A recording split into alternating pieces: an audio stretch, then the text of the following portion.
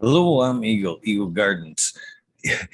I totally botched that already. Ready? Hello, I'm Eagle Gardens one on Instagram, and this is fucking talking shit with Eagle, episode 606. Hopefully, you guys have had a great day. I've had a pretty okay day myself, but I'm glad for the opportunity that we have this evening. We've got a hash legend in the house, Miss Jenn Doe. How you doing this evening? You want to tell everybody how you're doing and where you can be found? Hi guys, I am doing great this evening.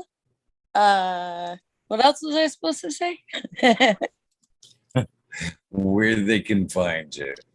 You can find me on Instagram at Jenn Doe 420, two N's, JENNDOE 420.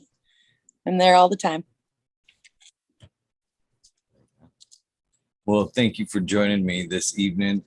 This is an opportunity I've been looking forward for some time. Of course, I got a brief opportunity with you with the of course the Ladies of Hash episode, which was an amazing episode, had a great response. So I'm glad you could come hang out again to get to know you a little further.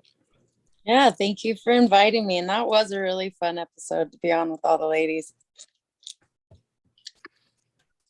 Need to have it. We should take another round this on the second year anniversary of that episode. Go and go again. I agree. Mila just had the Dabadoo there, and for the first time ever, she had the all women's competition. So it would be really neat to get all the girls back on here so that we can hear how that went. Because unfortunately, I was not able to make it, but I heard it was absolutely so much fun. Oh, it looked like it. I was grateful for her daughter there to post up some stuff going on the Instagram there, and it showed her Amelia having a good time and dancing and all that, and it really kind of did show or prove to me that hash could be very much the spice of life. That's for sure. Absolutely is. Spices some of our lives, at least. True that. True that. So, what did you just roll up there? I just rolled up some super lemon mac. See if you can see it. Freaking gorgeous. I didn't keep a cut of this, unfortunately, but I don't know if you can see it. Oh, really pretty. Has a lot of the Mac characteristics as far as the growth, so it's kind of a finicky little girl, but very, very tasty. I'm sure that's a matter of very importance in your garden because extracts is your business. I don't think you'd be growing some anything that wasn't tasty in that garden. That's for sure. Not more than once, that's for sure. Sometimes those not so great ones slip in there, but it's the price of hunting seeds and finding my own good stuff. So take the good with the bad, get rid of the bad, keep the good. That's pretty. I always admire growers that do pop seeds that aren't afraid to do some of the work themselves instead of just chasing cuts, take going by other people's clones and stuff like that. Nothing to be said, nothing wrong with that as long as you're growing. That's. But I do appreciate the folks that actually do the hunting to find that next one. You know what I mean? Yeah, that's it's actually the main reason I did not keep the lemon mac in my garden, because it's not one of the phenos that I hunted. It's a gorgeous cut that was gifted to me by a friend. Uh, but if I don't hunt it, I don't feel the same about it. And it's funny like that.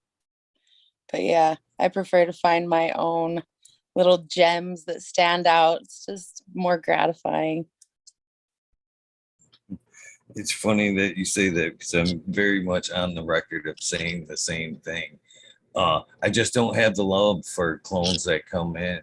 You know what I mean? There's just something about that one you've taken from germination all the way through and did the work. I completely agree.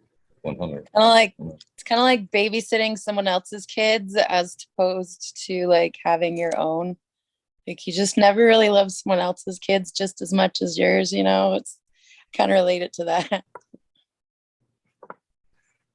Again, I can relate. So basically what I do here is kind of try to get to know the people in the cannabis world that we see and admire and respect.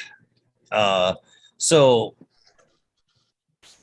I usually start right from the beginning. When did cannabis come into your life? When was the first time you used cannabis? Oh goodness. So cannabis came into my life before I started using cannabis because my parents were cannabis users, even though they lied to me about it. Which actually is kind of a big part of like my overall life, has been really upset that my parents would lie to me about something like that. I think the first time I actually smoked cannabis was, I want to say 12 or so. Yeah, I was 12, maybe 13. I actually did LSD before I ever smoked weed. So that's kind of a fun story. Uh, I was in Utah, and so they have the DARE program there, and they're all about say no to drugs and whatnot. They didn't really talk much about hallucinogenics, but they sure didn't like weed. And yeah, for that first little bit when I was a kid, I was like, no, I don't need weed. But you know, you smoke it that first time, you fall in love, and it kind of just trickled on from there. So Do you have any idea of what it was you smoked that first time? oh yeah, I'm sure it was from some Mexican cartel down, you know, across the border. Squished seeds, bricked as can be. Old school swag. Like we didn't have the good weed back in the day where I was at. I actually didn't even see really good weed until I was like probably in my early 20s is when it started coming around. But a lot of what came through for us was just, you know, dirt weed. I think that goes for most. I don't think it actually really stepped up in quality for me until like 95. I think I really started getting goods on a regular. I think I started actually experiencing something really good a little bit earlier than that. We're in about 90, somewhere in there. But yeah, definitely not first off. That definitely couldn't even know, even if I could, I don't think I could have afforded it on a regular at that time. That was exactly my issue too. Yeah, as soon as it did come around, I couldn't afford it. I actually started selling packs of just crappiest weed ever just to keep my ex-husband supplied in weed because he was such a dick without it. But there's no way I could afford the good stuff until I divorced him. Once I did, that's when the good stuff came around and I could regulate it myself so that he wasn't just smoking us under the table. It's kind of when like the full on weed started with me. I think I was like 24, decided I needed to get divorced. I wanted to quit my office job. So I went and started at my dad's old electrical company that he worked for, and I was going to be an apprentice electrician. And during that time, I had some friends kind of come out to me and tell me that they had started growing weed in California, and they heard I was an electrician, so they wanted me to come up and do a bunch of electrical work for them. So I told them I would do it in return for letting me kind of like in on the rest of like how they did stuff. So I was able to learn a bunch of stuff doing that. Realized I could make a lot more money in the canvas area of things than I could in the electrical. Learned everything I needed to know about electrical just to do basic setup. Quit my job and went full cannabis. So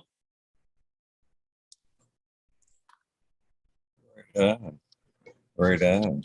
So, what was the initial setup look like? Give us a little peek on how the start went. Oh gosh, for me, I don't know. So I actually started setting up other people's grows mostly at first. Um, it wasn't until probably about 10 years ago that I finally had my own little partnership with somebody that I had some actual say in how we set up the grow. Previous to that, I was just sort of wiring how everybody else wanted their stuff done.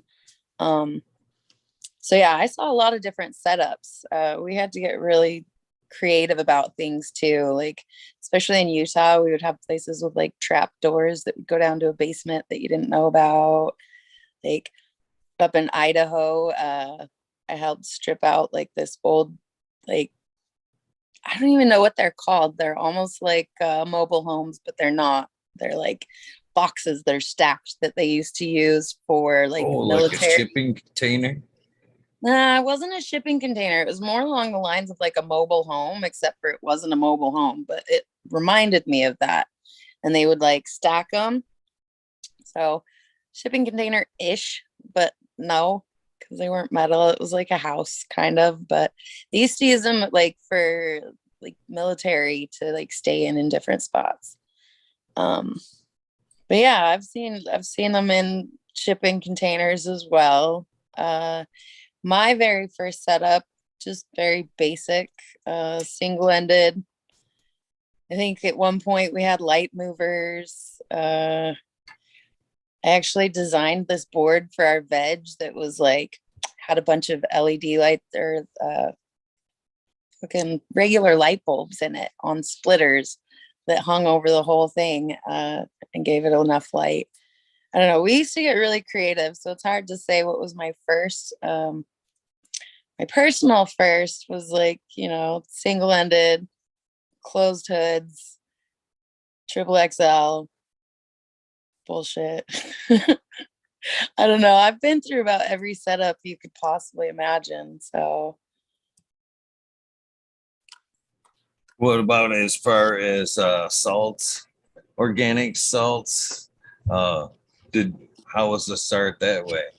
yeah, I've done it all. I actually used to fight with my old adopted uncle. He was kind of my first partner in one of my first grows, and he was all about the organic.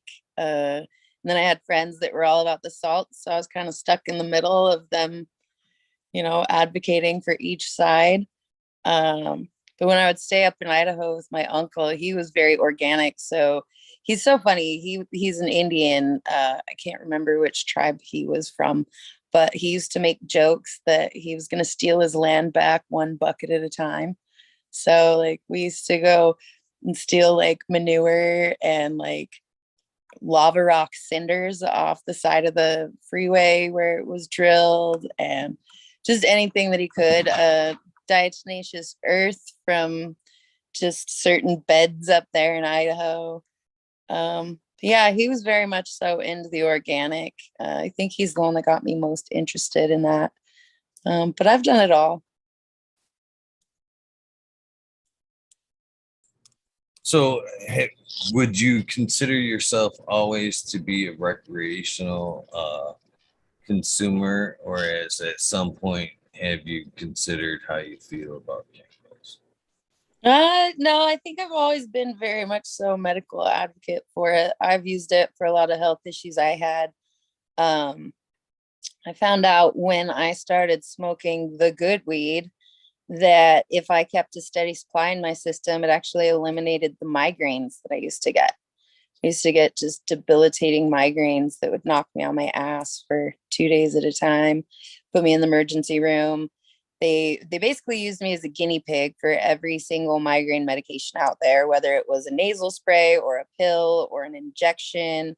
At one point, they tried to talk me into some type of a heart surgery because something having to do with a certain valve in your heart.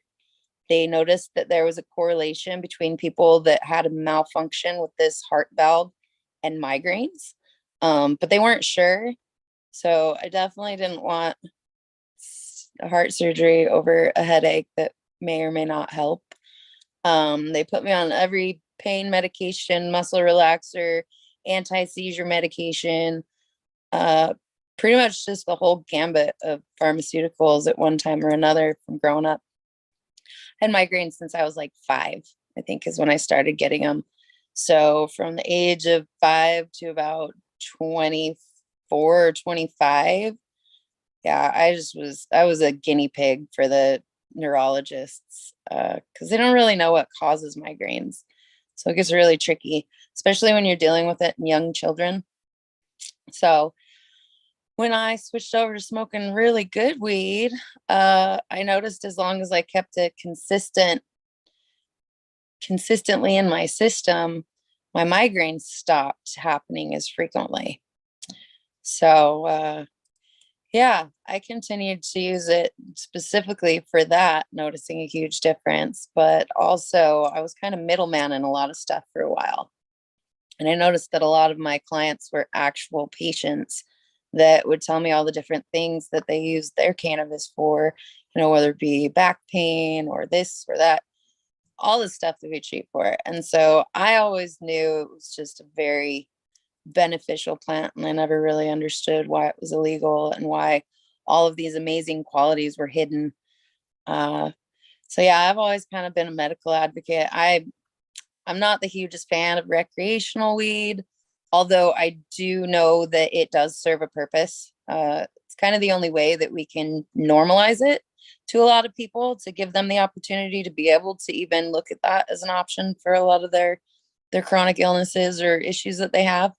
So I know it's necessary, but at the same time, I think it's really sad that it has sort of taken this weird turn to where it's almost like turned away from the medicinal properties, and it's now just a fight to the top or to the bottom with recreational weed. And I feel like it kind of took away a lot of the progress that we were making on the medical side, so.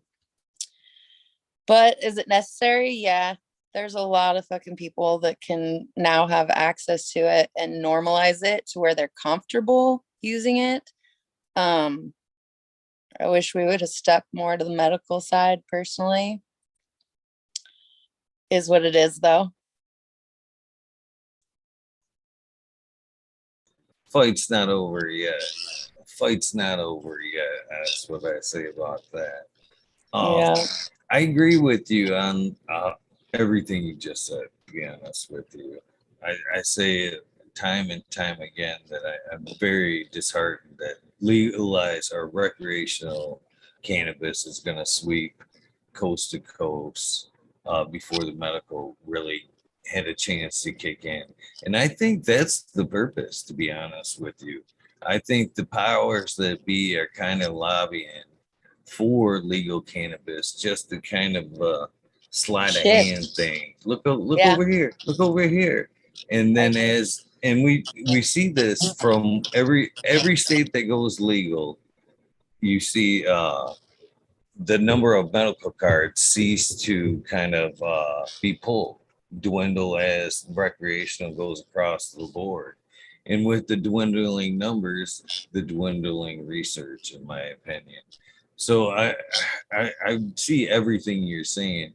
But again, the one thing you did say that was good about it is, you're right, good about it is that the normalization of it all. There's, I think, a lot of people, and I know quite a few of them, that are, because of legal reasons, don't want to touch it. But they remember that use from a kid, you know what I mean, but didn't want to break the law or whatever, and would like to, if it was legal, it's not medicine for me, but if it were legal, I would use some. So for that, those doors that are reopened, and yeah, I'm grateful for that. But I'm right there with you. I would 100% rather see the medical side go first. 100%. Yeah, I feel like maybe we were making too much progress, like we were actually seeing progress with cannabis in the medical section. And yeah, I agree. I think it was one of those sleight of hands to where it's like, look over here, look, it's legal now. It's like alcohol. And Don't pay any attention to the cancer patients that are actually finding relief from this, because our $1 billion industry over here, pharmaceuticals, really doesn't want to deal with that. So yeah, it's disheartening. The balance is just off. I feel like, unfortunately, obviously our government doesn't have our best interest in mind. If they did, it would be amazing to see more of a balanced situation to where it could be both. But, with all the different states that I've been in, I've bounced all over the place chasing medical laws, because just I don't have the heart for the recreational, because of all the reasons we just said. And it's like every time I get established in a state and I'm like, yes, the medical is amazing. And then they bring in recreational, but they don't work hand in hand. All of a sudden, recreational is trying to stomp out the medical, and it's just pushing all these patients underground again. I've seen it in Washington. I watched it in Oregon. I watched it in Massachusetts. Yeah, it's very disheartening to see it. There just needs to be some sort of a balance, and I don't know that we're going to be able to achieve that, and it's sad. It's really sad. That's where we're losing an entire community.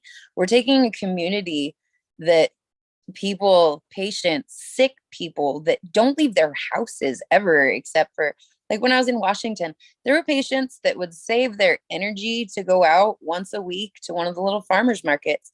And that was the only interaction that they would have with humans, because they were so sick or in such a debilitated state that they couldn't, but they would make it a point. And just the community that surrounded that was so beautiful. And the government has just absolutely destroyed that everywhere. So watching this beautiful community be turned into this just heart-wrenching industry, like, it hurts my soul,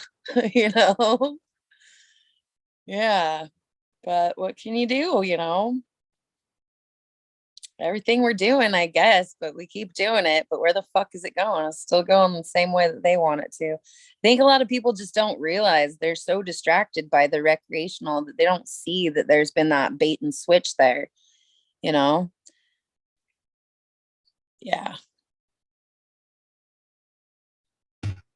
I'm hoping people wake up to what's going on there, because, as you kind of pointed out there, where cannabis has the most value is, the cancer patients, the people that kind of suffer from epilepsy and all that. And cannabis really does offer them a better quality of life throughout. And that's the sickening part, I think, of big pharma, is that's where they hit the hardest.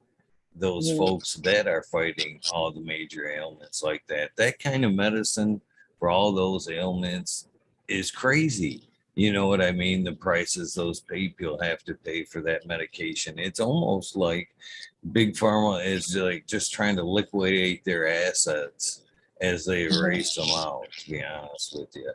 And they don't, cannabis has a big dent in what they're trying to do there. So I can see them not wanting cannabis to be in the medical limelight for a lot of reasons.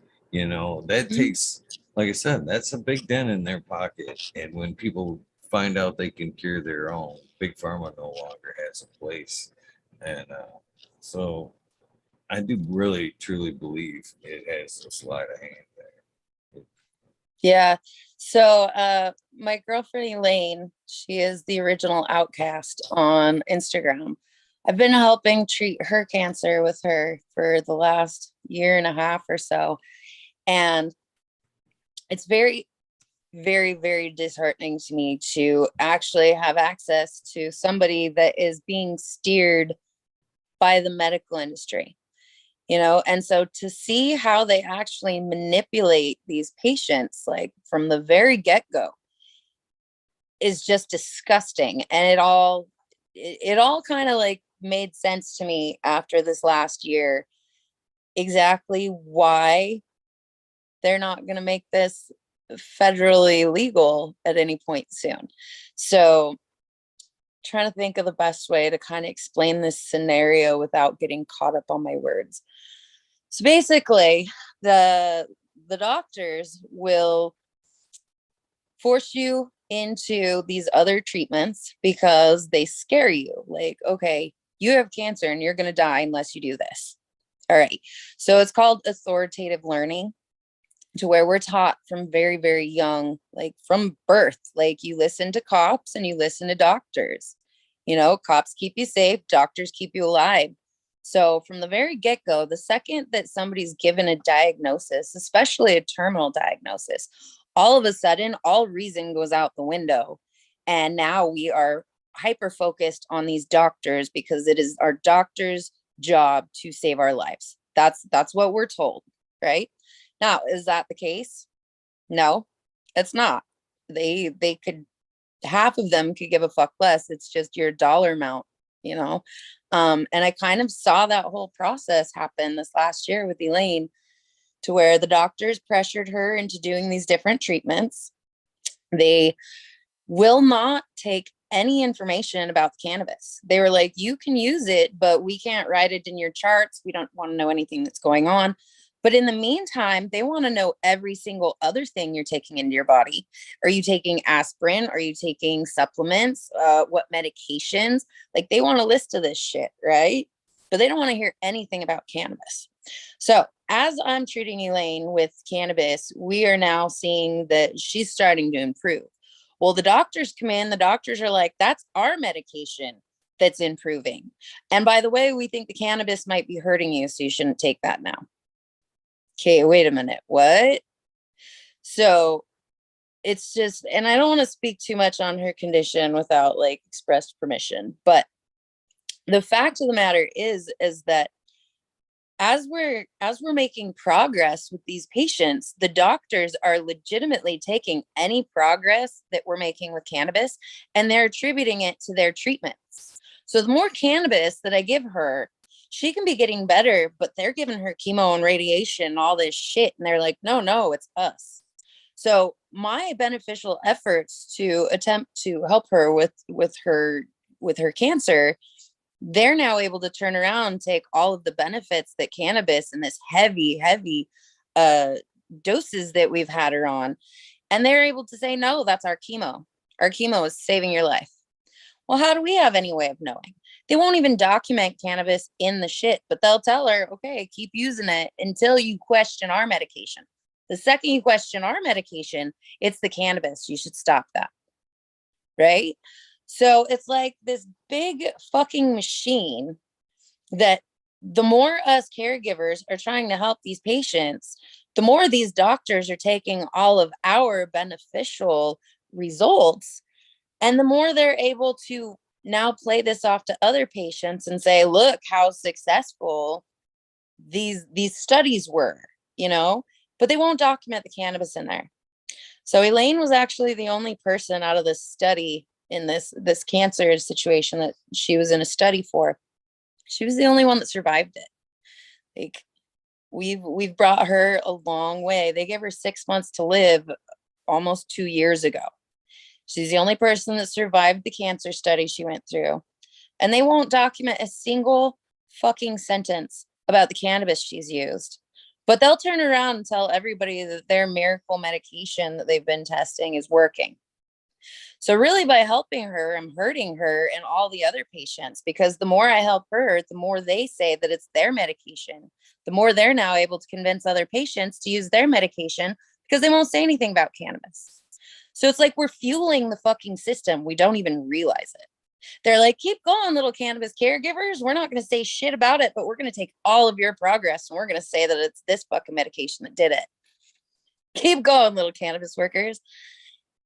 Like, it hit me one day and I was just like, I'm literally hurting you by helping you, because the more I help you, the more ammunition I'm giving to these doctors to say that it's their medication that's helping rather than the benefits of cannabis that we're seeing from this very heavy regimen that we have around.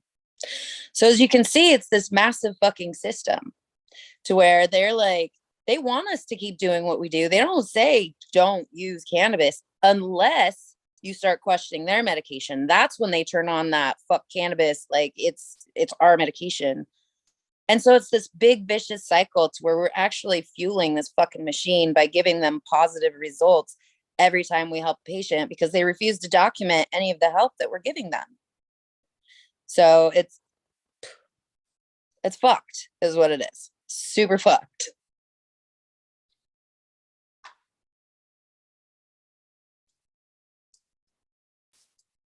It is. It is. It's fucking very discouraging, but what do? You know what I mean? You got to keep the fight going, because even though that, like I said, they're forced to kind of keep playing the game without the cannabis. I've seen people with cancer fight that fight too, and the life they lead from, throughout that process is horrible. Horrible. You know what I mean? So again, we're kind of talking about the quality of life, and that's, you know what I mean. That's what cannabis does throughout that. It so improves the quality of life through that fight. You know what I mean? Some of it is, I believe, a necessary evil. Some of it, it's tough. But well, when we start looking at the dollar amounts that are tied to this, okay, so for the treatment, for the study medication, it was like $160,000 for one fucking treatment. That doesn't include any of the scans. That doesn't include the doctor visit. That doesn't include the lab work. That doesn't include the x-rays. Just one injection of this study medication, $160,000 a month for one. And then they add on chemo to it. Chemo was something like $80,000 a treatment, and she was getting 2 to 3 of those a month. So let's do the math on that. That's $320,000 a month for 3 shots, 2 sessions of chemo, 1 session of study medication. $320,000 a fucking month. Okay. And that's just the medication. Again, that doesn't even include the doctor's visits. That doesn't include any of the other shit. Now, if somebody was to take $5,000 worth of cannabis, we could set them up with an entire month regimen to hit them super fucking heavy with all these cannabinoids. So let's look at the difference. $320,000 for something that, now let's keep in mind, this has all these side effects, right? So these 3 shots a month. Now let's add on all of the additional medications that they need for it to counteract the this and the this and the this and the this. So again, let's take it back to cannabis. So for $5,000 a month, you could heavily saturate somebody with massive amounts of cannabis to be able to be insanely helpful. But why would they do that when just the anti-nausea medication itself probably runs $5,000 a month? That doesn't even include everything else that the cannabis is helping with the different symptoms. So why would they encourage that? So that's kind of where that bait and switch, in my eyes, that's where I feel like that bait and switch comes in, because they're like, oh shit, well, if people know you can take this for nausea, or if people know you can take this for, appetite, or for sleep, or for pain, like think of all the medications we're able to knock out with that. So they're like, nah, let's make cannabis like alcohol, because we don't want people taking THCA capsules to soothe their nausea while they're going through chemo. Because our pharmaceuticals cost fucking 10 times that, if not 100 times that. And so they don't want that to happen. But at the same time, they're using all of our beneficial information to say that it's all of their stuff. So we're still powering their little engines. In the meantime, they are just shitting all over these patients. Like, it's fucking disgusting what the medical industry does. But yeah, you start putting those dollar amounts to it, and like, we wonder why they're not going to make it federally legal for us. We're talking multi-billion-dollar companies here, Then I have another friend that pointed out that we could take it even a step farther than that. So not only do we have the pharmaceutical companies that we're up against, right? But let's look at like the gas industry and petroleum. Do you have any idea how much petroleum goes into making all of our pharmaceuticals, and how intertwined those two industries actually are? So we're not only dipping into the medical, we're also dipping into all these other reaches of these different sectors of the government that are also making hand over fist in billions of dollars. So like, why would they try and give us any type of medical benefit to cannabis when it's literally affecting all of the largest money makers in our government? We're never going to see it federally legal. They're not going to do that. They're not. Like, it wipes out billions of dollars on their end and puts it back into our hands. They're just not going to do it. Like, for the longest time, I tried to have hope, like, oh no, they're going to deschedule it. Maybe if we fight. Fuck no, follow the money. Follow the money. That's all you got to do. And ask yourself, why won't they decriminalize cannabis? Same reason they criminalized it in the first place. Money. Well, that's why I think we will see legalization before decriminalization, to be honest with you. And that's the other reason why I think that you will see it go legal from coast to coast really soon, is that thing that you just said, is the greed of it all. They'll think at that point, yes, we've saved our industry. We can still sink our teeth into the sick and suck the last bit of blood out of them as they go. But then now go, they've rolled it over into us growers. We can make money over there too, in that industry that we encourage. But wait, we can't get into that until we make it legal. And then they'll make it legal for them. And then again, they'll push us out of the way. That's when they'll take away the home grow. And that's the biggest thing that scares me, and it should scare a lot of people in the industry, is we're winning fights state by state. But we all can see we could see a reset on across the board. You know what I mean? The feds could come in honestly and go, okay, you guys have made a nice system. We're going to take your system, but all of you have to fucking start over and, obey by our rules. And at that point, I think it will be all because, again, the lobbying that had been done because it's not just big pharma, because it's a domino effect, again, it's the look over here, because it started with the pharma, but as they looked over here and went recreational, well, now it's hurting the alcohol market across the board. I'm sure, put a huge dent in the alcohol market. And again, I'm sure it's the tobacco market, I'm sure, is taking a hit as well from both A and B. You know what I mean? People just don't need it because, they don't need it. It's just not another habit they need anymore. So all three industries are kind of taking a hit. Then they're going to want to invest. So somebody's going to they're going to lobby for it and try to recoup. They're going to, you know what I mean? They're going to try to recoup somehow. So I hate to say it, but I do think it will happen, but I think we're going to be at the shitty end of the stick. Yeah. I don't know. I've always kind of had this theory, like, decriminalization sounds fucking great, but have we ever considered the fact that they could turn it to like a Schedule II and put it directly in the hands of the pharmaceutical companies and take it out of the medical hands of the providers completely? So maybe we're just these little ants that are building their little fucking system down here, right? And then we're all screaming to like federally legalize it. And then they're like, oh, you want to call it medicine? We're going to make it medicine now. So this is now the pharmaceutical. So honestly, I fucking hate to say it, and I hope I'm wrong, but that's where I see the future of medical cannabis headed if the government has their way, is to take over the medical sector completely,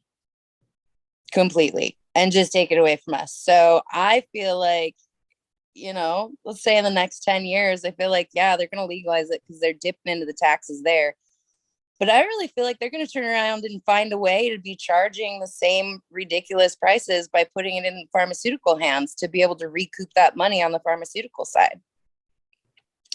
I hope I'm wrong. I do.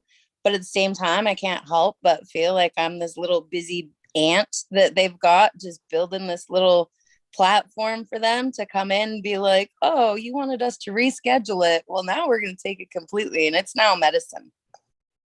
It's legitimate pharmaceutical medicine now.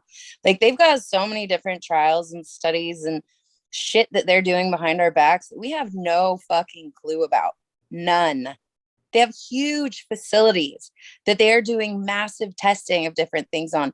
We have no fucking idea what they're doing. So I don't know. It's another one of those, like, don't look at the man behind the curtain type of situations. I really feel like medical is just, we're in a bad spot. Like, and they like to boost our self-esteem, make us feel like we're making progress. But I remember when I was in Washington, when Washington went legal, I got 1 year of being able to grow medically before they slapped rec in. And then I was on the stairs of the state capitol protesting with everybody. I was part of the patients that were going in, talking to our senators, making appointments to tell them how we feel, really advocating for this plant. And I just came up across one of my Facebook memories recently that was like, yay, we made progress. Like, I feel like we maybe saved ourselves for another year. Fuck no, we didn't. They went in behind closed doors, changed all the laws that we'd already voted in, passed them how they wanted them, and just ripped medical right away from us. It's just, the government is rough. Like, they are 10 steps ahead of where we think they are, and they just keep us running around chasing our goddamn tails to completely distract us from that fact. But here we are, still fighting for it like we have a chance. And I'm not saying don't fight for it. I'm also just saying, like, we can't be naive to the fact that our government does not have our backs on this. It all comes down to that dollar amount. And unfortunately, the patients are getting lost in between there,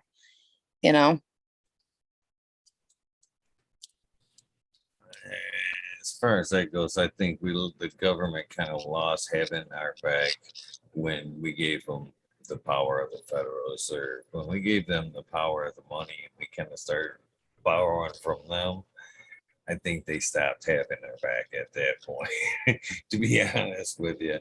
But I think here in Michigan, I think we are the perfect model of what you're saying and what the game plan really is. Here in Michigan, we started as a medical state, and obviously, like you said, people started to take note of the medical impact, the fight against opiates, the power it did have against many, many ailments, and they thought, this is something.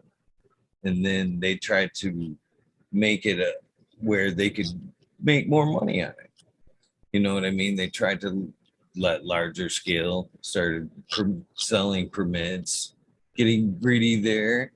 And then they thought, well, these caregivers are a kink in the system. They're providing better medicine, in most cases giving it away. We can't make no money on that shit. We've got to drive out the caregiver. We have to start pointing the finger at the caregivers. And then that didn't work. You know what I mean? The patients still realize the quality medicine comes from the caregiver. And they said, well, fuckers, we'll make it legal. All right. Anybody can have it. Anybody can grow it. Well, and at that point, they were still pointing the finger at us. Well, we got dirty medicine coming in from the caregivers, and them fuckers are supplying the black market. Really? Our numbers are fucking crazy tight on what we can have You know what I mean? Of ready and available, what we can grow. And now we're feeding the state's black market. Doesn't make any sense. So they unleashed the legal grow, or the legal recreational cannabis. Anybody can grow 12. Anybody can grow 12. And now, actually, and this is how fucked up the system is. Here in Michigan, you can have 12 plants per patient, but usable cannabis, technically, you're only supposed to have 2.5 ounces of usable cannabis on hand at any one time. Mm-hmm. It's tight numbers. That's tight numbers. Just like I said, that's tight numbers. But you're feeding the black market, right? Mm. A recreational household can grow 12 plants and they're entitled to have whatever they can produce. So if you knock it out of the park and you have an awesome outdoor grow and you're able to produce 15 pounds, that's cool. Throw in the closet, smoke on it all you want, party it up, invite some friends over. But don't call it medicine. You know what I mean? Yeah. And again, so another round comes this last few months ago. And again, the caregivers, the dirty fucking caregivers. It was right after the fall harvest. Oh man, the market's full. They're flooding the black market with cannabis.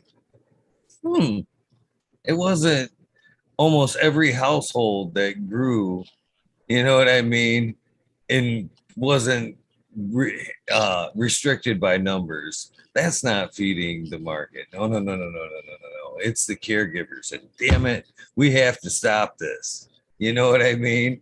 We have to get them out of here. And I think at one point, once they get that going, and they try to take away the caregiver, and then they'll go, okay, we've taken care of the problem. Now, what do we do about all that free cannabis? We got to take away the home grow. No longer will you have them 12 plants. They'll have it all in their hands at that point, and we'll be back to being outlaws of growing cannabis again. So it's kind of like you said, it's the kind of sleight of hand, sleight of hand, sleight of hand until it's out of our control. And so, which kind of leads me back. And again, I shouldn't be talking this much. This is your episode. No, please talk this much. It leads me back to the medical side of things, and what I think has the most weight for those who tend to do it is the cultivation side of things.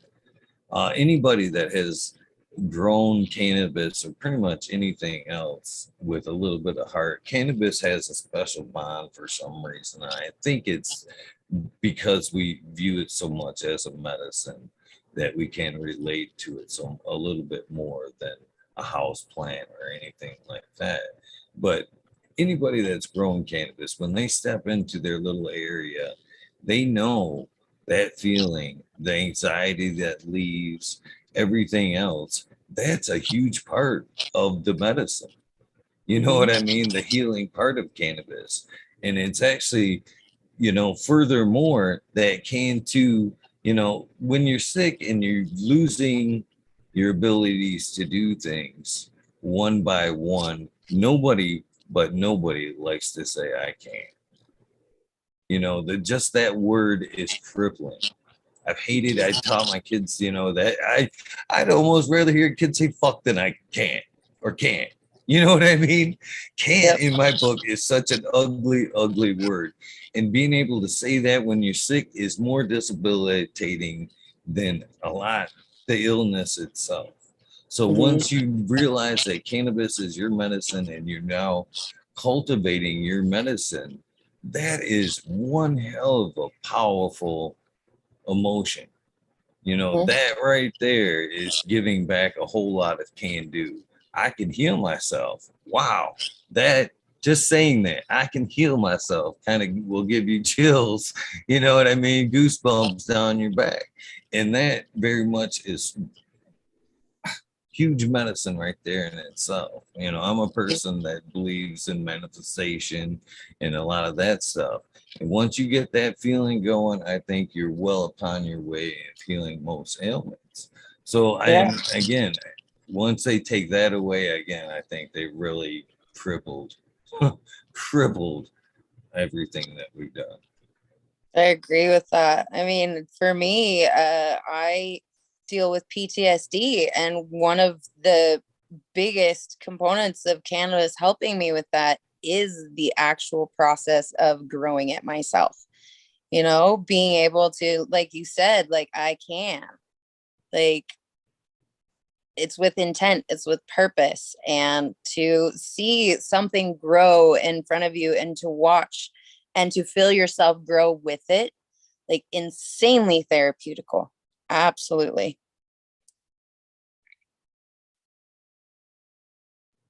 So, as you've kind of went on, what strains that have you found that have worked well for patients and stuff like that? What have you found, or in which forms, and what have you found works best for the people you work with? All of them. All of them in all forms, honestly. Diversity is really huge. So really like all of them together, you know. One thing I learned as I've been doing all the different research on trying to help with cancer and whatnot is that, you know, our body can build up certain immunity to consistency. So I feel like it's important to have that variety, uh, whatever it may be, to kind of help keep it mixed up in the system, you know, and that way our body's not building such tolerance to it so quickly. So there is not one specific strain or strains or one specific type. It's all of them in conjunction with each other. You know, when I was coming up with a regimen for Elaine to really hit her cancer hard, I actually stopped and looked at things and was like, okay, how do I best address this? How do we get the body to accept this in the best way possible? And kind of across the board. And so I'd actually came up with a couple different things for her. So THCA, here's a surpriser that a lot of people aren't aware of. THCA allowed that woman to hold down food. Like, so for stomach issues, for starters, for anti-nausea, like when we think of cannabis, it's like, all right, so let me back it up just a little bit. So when I was in my 20s and really kind of, you know, starting to explore the medical benefits of cannabis as opposed to just it's weed and we love it, my grandma got cancer, and I had heard all these things about, you know, cannabis being able to help sick people, but I didn't really understand it. And being in Utah, we didn't really have access to even feel comfortable looking things up online per se. Not only that, but there really wasn't all that much information to even be accessed online, even if we did have the balls to try and research it. So what kind of happened was I started hearing about RSO. Well, I had access to all this weed.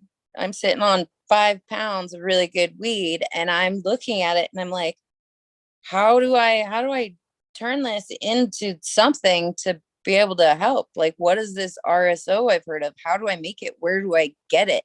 Like, it was so frustrating to me because I had all this weed. I just didn't have the resources to be able to understand how I could convert that weed and use the parts of it that were necessary for different things.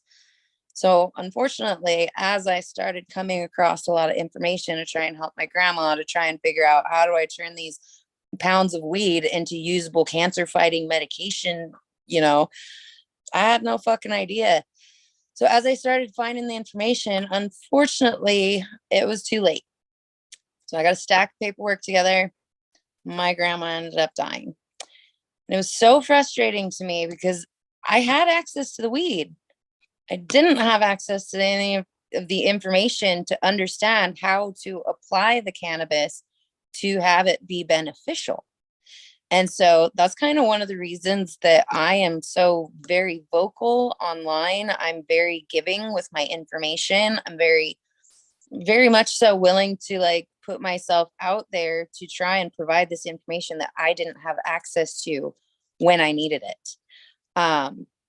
So when I started working with Elaine, I started kind of breaking the plant apart and trying to figure out, okay, so let's be a little more specific and a little more, you know, detail oriented on why we're using what for what. So rather than just like, here, take RSO, gram a day, boom, there you go. Right. So that's what a lot of people kind of know. Like, oh, I hear to help with cancer, a gram of RSO a day for so many days. All right. Well, that's not really specific to like, well, when do you take it? How do you take it? Like, do you space it out over the day? Do you just take it once? Do you eat it? Do you mix it with something? You stick it in your ass? Like, how? How do you do this and why? So I started really digging into that, the whys and the whats. So when we originally started giving her THCA, it was kind of like one of those situations where her and I were in Florida doing a bucket list trip for her so that she could find a nude beach. And of course, she needed the nude farmer with her to go find the nude beach as her bucket list, as she's fighting this cancer and really worried that she's not going to win. So we're in Florida and I find out that the doctors have kind of told her that they think that the RSO that she's been taking is affecting her liver and it's destroying her liver, they tell her. And so she's now stopped taking RSO at this point and hadn't had any in about 2 weeks. She was sick as could be. Just so happened that I had like probably an ounce of diamonds on me, just for, whatever we needed them for. And when she told me that she hadn't been taking anything, I was like, we have to get something in you right now.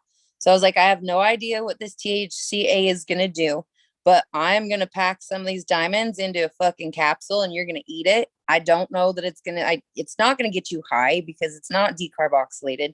I don't know what effects it's going to have for you. So we started having her take it. And within the first afternoon, so I had her take one in the morning, waited to see, make sure that it wasn't going to make sure that, I wasn't wrong and it was going to fuck her up super bad. I had her take another one. And by lunchtime, she was able to eat. And not only was she hungry, but she was able to hold the food down. And so it was really interesting to not have any other THC in her system so that I could actually see what the benefits of just this simple THCA crystals was actually providing for her and her different ailments. So that kind of showed me that THCA plays a really big part in being able to hold down food. The great thing is as well is it doesn't get you high. So you're getting all of the benefits of being able to eat your food and not being so fucking high. Like RSO will just get you wrecked. Yes, it's necessary. But then we started thinking about, okay, so when's the best time to take RSO, right? Well, at night, so you can kind of sleep through that high. The other part of that is the cancer is kind of like active and alive and thriving at night when you sleep. Not only does our body heal itself when we sleep, but that cancer is going fucking crazy in there while we're sleeping. So, the whole theory of, well, gee, take a gram of RSO. Well, that's great. But if you take this RSO in the morning, not only are you going to be insanely high for the whole day and not really able to function to the ability that a lot of these people would like, but then come nighttime when that cancer is more active, you've actually got less RSO in your system than you did when it was inactive.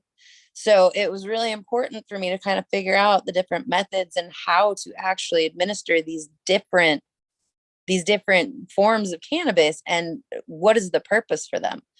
So I was able to kind of put together like, okay, so THCA in the morning, maybe smaller dose of the RSO to help with pain, and then THC again in the afternoon, because if you don't keep a constant flow of that THC in your system, it's almost like morphine with pain. You know, if you don't keep that constant stream of painkillers and you let that pain up again, then all of a sudden you're having to counteract this type of situation. So by keeping THCA consistent throughout the day, we were able to keep her stomach functioning appropriately enough that she could eat breakfast, lunch, and dinner and keep it down. She also was getting the benefits of that, and she wasn't completely wrecked from decarboxylated regular THCA that just gets you high off your ass. So it's really important to kind of like break these things down and see what parts of the plant we're using and for what and what they're beneficial for. And the other thing I did, so distillate, I wouldn't normally recommend distillate as a cancer curing situation, right? Because all it is THC and you've got all this other stuff stripped away from it. One thing I did notice about distillate is anytime I eat a distillate edible, the biggest side effect is number one, yeah, I get fucking high. But the other thing is that I'm hungry. I get the munchies. So I started thinking about it and I was like, oh shit. Okay. So if the THCA is going to let her keep food down, now we incorporate a little bit of the distillate in there at a certain amount of time so that we can use that to actually utilize it to make her hungry. So that way we're now providing her with an appetite with this whole other extraction and situation, you know? So like every piece of this plant has got a certain thing that it can help with. And unfortunately, not having the medical side of things and having, you know, the ability to actually do the research on this stuff the way that we should be, like we're just left with this big mess of puzzle pieces. And it's a matter of trying to put it all together in the appropriate way that can be helpful. But, you know, with one plant, we've now got, I've already talked about 3 different things. So I've talked about the THCA, I've talked about the THC, and then, or sorry, the RSO, and then I've talked about the distillate. Well, all 3 of those are serving a different purpose, but they're still from the same plant, you know? In addition to that, we added suppositories because the method of actually using a suppository, it has a different absorption than if you're taking it orally. So now we've got RSO from the top is doing one thing, and from the bottom, it's doing a whole nother thing. But it's all about figuring out how to put those together. What does what? When do we take those? And how do we put this whole regimen together so that it has the most benefit? That's something that it took me a lot of fucking like a lot of thought and a lot of research and a lot of effort and a lot of just like paying attention to what these different things were doing and using my common sense to be able to put these together. But now we're talking like we've got 4 or 5 different methods of administering this in different amounts of different things in different ways. And they're all having different effects. And so I think we were able to find some really great success with her, just with, you know, being very specific about how and what and why. I think understanding why you're taking what you're taking is so important to be able to have that be beneficial. If you're trying to take THCA just for fucking pain, that might not be what is going to be good for you, you know, but certain people might be like, oh, well, cannabis didn't help me. And it's like, well, you didn't use it properly for the right thing, or you didn't use the right part of it, or you didn't use it at the appropriate time in order for it to help what you're doing. So there's a lot of thought that goes into this that's where the medical system comes back in. And it frustrates me so bad. They could answer a lot of these questions for us. They didn't just shut it down. But here I am trying to figure out all these different things because the doctors were telling this poor woman that the RSO was affecting her liver, which it wasn't, you know? I mean, in a way that was kind of a blessing in disguise because I had to go with the kind of an alternative. I figured out how to make a solventless version of RSO because they thought maybe the, you know, trace amounts of alcohol that was maybe within the RSO was causing some different problems. So in order to come up with a new solution for that, I had to figure out how do we basically replicate RSO in a non-solvent version. So in order to do that, what I did was food grade bags of water hash, right? What does the food grade differentiate from the rest of the bags that we use? Well, in the food grade, we've got trace amounts of plant material. Well, the plant material is also contain chlorophyll in it. So that's one of the benefits to RSO, which is why we find the benefits, because the alcohol extraction takes out more from the plant than just a regular like water hash extraction would, right? So in order to make this solventless form of RSO, I was just using all of my bags, you know, my food grade and my regular grade, because incorporating that chlorophyll and whatever else is contained within that small, minute trace of plant material basically was in my eyes replicating RSO minus the alcohol. So that then opened up a whole nother set of concoctions that I could think of to be able to make. So now I've got capsules that are solventless RSO. We can either use them if you do like a fresh extract from, you know, fresh plant material, fresh frozen, then we're actually able to maintain the THCA levels in that. Whereas if I was doing an extraction with dried material, we've got a different ratio of the THCA to the THC, because we've got the curing of that and the the changing of the THCA and the THC. So we're able to get a whole different effect from capsules that are made from that. Then we can take it a step farther. We can actually decarboxylate those. And then we're able to pull out a lot of the other different beneficial things. So for example, like I would decarboxylate the non-solvent RSO, and now we're bringing in the CBN and the CBGs if we take it far enough, you know? So I'm able to take this one thing and just with very small, minute changes in these things, we're able to create so many different products. And again, it's a matter of understanding why and when do I use what. So yeah, I totally nerd out on it because I just see so many amazing properties to this. And that's where the medical system is failing us. Like, how much easier could they do this without a fucking high school dropout having to figure all this shit out? Like, come on, guys, help me out here, you know? But anyway, I don't know exactly what I was going with on that, but yeah, that's kind of, so yeah, what kind is best for what? All of them. Because in the meantime, as we're making all these things, we also want to use all the different strains, because in those different strains, we have different levels of different cannabinoids, different terpenes, different, all these other different things that are affecting us in a positive way. And it's a matter of knowing how and when and what, and like keep the body not used to it. Then we can go a step farther. And when I talk about like, when you're actually cultivating them yourself, you also have control over when do you pull that plant, right? So same plant, I can have different levels of absolutely everything depending on when I decide to pull that plant. So I can actually take a plant, and if I want it to have more of this or more of that, or less of this or less of that, you can actually pull the plant at different times. Because if you look at different test levels when people get their flowers tested, if you were to do it like by the day, right? So test one single plant, take a nug on this day, take a nug on this day, take a nug on this day, and test it to see how those levels kind of go up and down and how they change throughout the life cycle of the plant. You're getting different concentrations of different things at different times, which then also creates the ability to have different forms of useful substances from the same plant just by taking it at different times. And then we can manipulate it into different things. So every plant we have the ability to do that with. And the more strains that we can actually do that with, we're able to pull all of the different qualities out of this just by doing it with intent and understanding why. Why are we doing this way? Why are we pulling this now? Like, what is the goal for each one of these little facets that I've found? So it does get a little bit complicated, but like my brain just gets going and I'm like, ooh, this and this and this and this.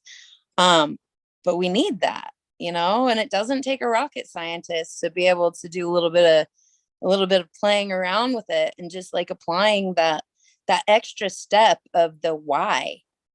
What are we trying to accomplish and how do we do that? Because there's so many things we can accomplish with the same damn plant. So yeah, that's my spiel on that. My response to that is wow, and thank you for nerding out. that's all I can say on that. It was very well informed, very much informative. Um, you bring up one point that I've again, kind of been talking about a lot lately when I talk about RSO, and I don't hear a lot of people honestly talking about is chlorophyll. And I think that's a key part of the RSO when Mr. Simpson actually, and again, I hate when people kind of pick apart that the oil did exist prior to Mr. Simpson, but he was the first one that kind of necessarily gave us a key process on how to do it. And I think what part of the process, the healing process in his method, it was the whole plant, um, which I'm sure, like you're talking about, it has a lot of the A in it from that process. But I think it offered a lot more of the chlorophyll. And most people, when we talk about, I almost at this point call it the recreational FICO or RSO, the quick wash. You know what I mean? Most people talk, oh yeah, you want to do it fast. You don't want that green in there. You And do I'm want the thinking more, green. yes, that's what I've been saying lately. You need to let it sit. You want that chlorophyll in there. It helps promote red blood cell health. It helps with the liver. It helps you sleep. Why wouldn't you want it? It's a part of, at this point, we're talking about, giving it to cancer patients and stuff. Why wouldn't you want that key element in there? And Well, and you're I one of feel the like few when people I've heard talk about that angle of it. I'm sorry, I didn't mean to cut you yeah, off. no, I was cutting you off. My bad. I feel like people are kind of like there's this weird space to where RSO is almost being compared to like smokable hash. It's different. Like, yeah, when we're making hash, we don't want our smokable hash to have chlorophyll in it. Otherwise, we'll just smoke flowers. Otherwise, it's called contaminated. It adds different problems. The hash can mold easier when there's plant material in it. Like it is a volatile material that can go bad, and therefore the shelf life is changed by having a not so clean hash, you know. But it absolutely should not be compared in that way. And I feel like the people that are doing that, you don't want that green. Like they don't understand. It's being applied wrong. Just like I said, like thinking of that intent of why, and what. Okay, well, the why is because there's benefit to that chlorophyll, and people don't understand that because if they're looking at it through the hash mentality of hash, like it's different. It's different, whole different thing. But yeah, the chlorophyll is so important. I mean, and a lot of the health things that you read as far as nutritional supplements and shit that you should take, chlorophyll is one of them. So why in the world would we do a quick wash on our cannabis and then supplement with some market brand chlorophyll when we can pull that from the plant that we're pulling it from, and it is fresh and it is good and it has all these medical benefits, and it's not something that's bottled or capsuled and sitting at your goddamn store. So I feel like that's where a lot of that gets confused, is you get these people that don't understand the why chlorophyll. So they're like, no, it's cleaner without it. Yeah, but we're not talking smokable hash. We're talking medicinal benefits of a whole plant extract versus a cleaner version that we would like to use. Because why? Because for some reason we all think that the more we take out of this, the better it is. Well, that's not always the case. I completely agree. 100%. I know it sounds like I've been very agreeing throughout this whole thing, but we seem to see eye to eye on a lot of things here. So kind of back with just to kind of educate some of the folks watching there. The intent, again, I love the way you said that, because there is a lot of ways to make your products and harvest, as you said. So I appreciated, you know, both those bits of information. But there was one thing I seen in chat too, is the process of kind of making the RSO of or FICO. I think I have to say both ways because there's always somebody. Or alcohol extract, like, yeah. Um, is the carb method, like the way you can do it, either decarbing, not decarbing. Uh, Intent is 100% of, like you said, the outcome of the product there.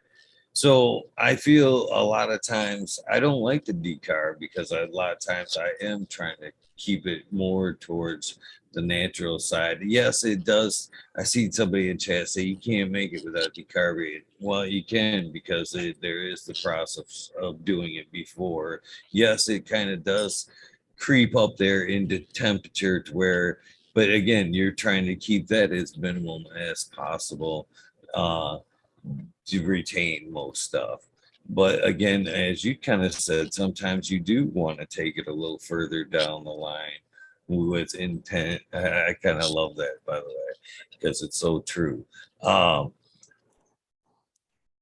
So is there different methods you use in your decarbing methods? Because as there is a few different ways you can do it there. And after you, again, I want to see what you say, and then I'll tell you what I've learned as of late on that process. See, it's the same, I guess. It kind of just depends on what I'm trying to do, because again, like depending on the level that we do decarb it to, we are either we're converting it, right? So what percentages do we want to convert? So again, it goes back to that intent. Like, do we want it to be more THCA heavy? Do we want to hit that solid level to where it is the max decarb for the THCA to remain? Do we want to take it over that to where we're now converting that THC into CBG and CBN, because those also have very medicinal properties on their own, separate from just THC. I mean, you get the CBN, CBG, like the CBN is supposed to make you sleepy. So if you're wanting to rest more, because especially, that's the other thing, like we're able to fight cancer while we're sleeping. Like the body needs rest and it needs healthy food. And those are the things that are going to help us get better. So I don't know. Again, there's so many different levels of decarb. It depends on what my purpose is. So if I want something that I want her to be able to sleep a little heavier, I'm going to decarb that pretty goddamn hard to kind of take it over that THC and into these other ranges of conversion. If I want it to be not so heavy and retain some of that THCA, I won't take it quite as far. Like we're getting so many different medicinal benefits from each. It doesn't matter how long you decarb it or how little. Like in each step in here, there's different levels of different things that can be used for different situations. So yeah, again, it's like you have so much control just over the decarb situation to where we can manipulate the levels of everything depending on how much we decarb it or how much we don't. So yeah, again, what are we decarbing it for? And that's kind of what I'll base how long or how I do it for. So as I've kind of learned, it does. So what I've kind of learned as of late, and it was one of the reasons I never did it when I made my IR. So again, I was worried about too much escaping. You know what I mean? Burning off terps and anything else that I can possibly save in the initial process. And then I talked to a few people as of late, notably Mr. Toad, they kind of suggested kind of a more cooking like method with it, which would be kind of like a sorbet method. So either kind of like boiling it into a bag and bringing it up to temperature like that, or baking it in a jar to kind of entrap or encapsulate as much as possible. And I kind of love the sorbet method because I kind of figured whatever seeped out in that warming process would be gathered in, steam or oil form in the bag, and you can catch and add that, back to the recipe. So, I just thought that was an interesting method of decarbing, because most of the time you just think about kind of just laying it out on the sheet and, kind of letting it bake for, a period of time. But I had never considered, that type of a cooking, more of a cooking method of bringing it up to temperature to decarboxylate it. So that's why I kind of asked if you had, heard of that method or. I've heard of that method. I've heard of a couple different methods. I've used a couple different methods. You can use a rice cooker, like the white rice cooking setting, like perfect for RSO. So that's one way to do it, because that'll evaporate all that alcohol out and bring it to like the perfect decarb just by the already like white rice setting. I've also used like a heated stir plate, and one of the glass scientific glass things, and I have used a heated stir plate so that I'm getting that even distribution of heat, and I'm able to control it at a smaller temperature. I'm able to stick a thermometer in there as it's going, and kind of base my temperature on that, so I can be a lot more accurate with where that temperature is. I've also, how else have I done this? I've also, I haven't gotten to yet, but I just recently got a vac oven, and I want to actually try and play with vac oven for being able to evaporate some of that alcohol off and see what kind of conversion we can get with using a vac oven to be able to decarb and evaporate the alcohol off. So, I mean, we can get creative in so many different ways. I've seen the jar inside the crock pot with water surrounding it, sitting on top of the jar lid to keep it from that direct heat. Yeah, I mean, the great thing about it is there's so many methods you can use. You just got to look around your house. It's not something that you have to find some fancy equipment or this is the only way you can do it. There's so many different ways to be able to accomplish these things that, maybe somebody doesn't have a bag that they can boil it in. And so, okay, like look around your house, find something else and be innovative with what you have. And that's what I recommend to people because, especially people that don't really have the money to go out and buy a fucking vac oven. You're not going to want to do that, so yeah, like there's so many creative ways at home that you can find to accomplish really the same thing with what you have, like being resourceful. So yeah, lots of methods, different temperatures, different times. Yep.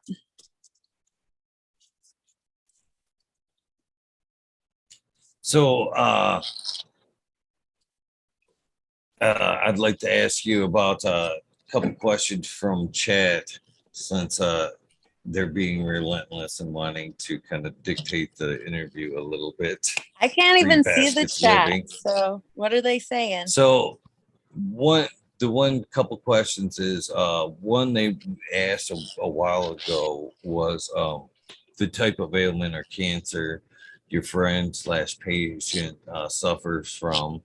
And then also another question about juicing cannabis. Have you tried, used, or your thoughts on juicing? Yeah. So Elaine has been battling stage 4 lung cancer that has moved into her brain as well. And as far as juicing cannabis, I have juiced it. It's kind of a pain in the ass to juice, to be honest. You kind of need a really good juicer, and you need to put a little bit of extra liquid through it. Huge benefits to juicing cannabis leaves, though. I don't have my paperwork in front of me to give you all the different, like, it contains this and this and this and this. But basically, like, we have to feed our plants such a good balanced diet of nutrient things that cannabis is so nutrient dense. Um, Lots of beneficial things. Unfortunately, I haven't gotten fully into the benefits of juicing, although I know there are a shit ton there. But that's something that I was going to start getting a little more into as far as the information side fairly soon. Uh, yeah, off the top of my head, I can't give you the details on the juicing it right now. You know, I kind of like research the shit out of something until I've got it all down. And juicing is one of the newer ones that I've been trying. But as far as seeing all the benefits to it thus far, I haven't played around with it enough myself personally to have the hands-on experience to be able to give much. I can say, fuck yes, it's insanely good for you. From what I understand, it's really good for your stomach. Um, yeah, I'll have to get back to you on that as soon as I do a little bit more research on the juicing. I'd be more than happy to hop back on here one day and kind of go over that once I have a little more information that I can share from my own hands-on experience. You know, I can go on and look all sorts of shit up, but the way I really operate is I have to see it for myself. I'm a hands-on learner. So I like to be able to try something and apply it and come up with my own kind of theory on what it's doing. Yeah, and juicing is absolutely something that I'm going to be doing this spring. So we can get more into that as I have more information that I can offer. I would love to. Just for kind of conversation's sake, I'm pretty sure it was Vancouver cannabis grower, I could be wrong, that I interviewed that actually did juice a lot. And basically, he suffered from fibromyalgia. Oh, thank you for the help on that. Cottonmouth could be a bit of that, but amongst other things, and some of the things that they ailed from was kind of fingernails were kind of getting thin, brittle, and weak. Again, teeth were kind of loosening up and getting bad as well. So when they started juicing, immediately they noticed better stomach, as you've said there. They instantly noticed, well, not instantly, but within weeks Yeah. too, they noticed their teeth tightening up again, and nails thickening back up and hardening, and joints all not hurting as well. So all from Yeah. juicing. Basically, they were juicing it, making ice cubes, and just kind of using the Yeah. ice cubes in drinks. So the way that I would, like, automatically my brain says, well, that makes fucking sense, because as a grower, I know that cannabis is very dependent on calcium. Therefore, if it's already got a lot of calcium, in order for it to be able to grow and we're able to take it in that raw form, then all that calcium that we're feeding into the plant is then going to be available to the plant. So yeah, that would make a lot of sense, that it would help your teeth, it would help your bones, it would help your nails, it would help your hair. Yeah, I mean, everything that we feed into our plants, juicing it, we're literally just taking all of that in a consumable form. So yeah, that's awesome.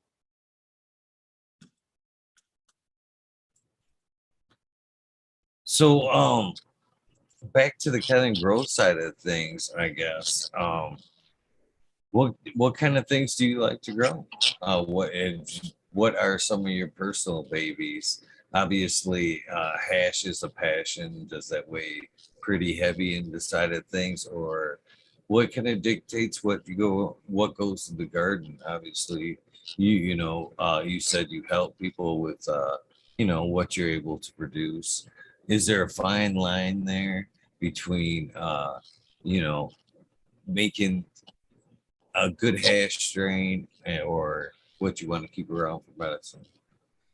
Yeah, I grow primarily for the hash. Like one of the main things that has to be present in any plant that I keep in the garden is the ability to make hash out of it.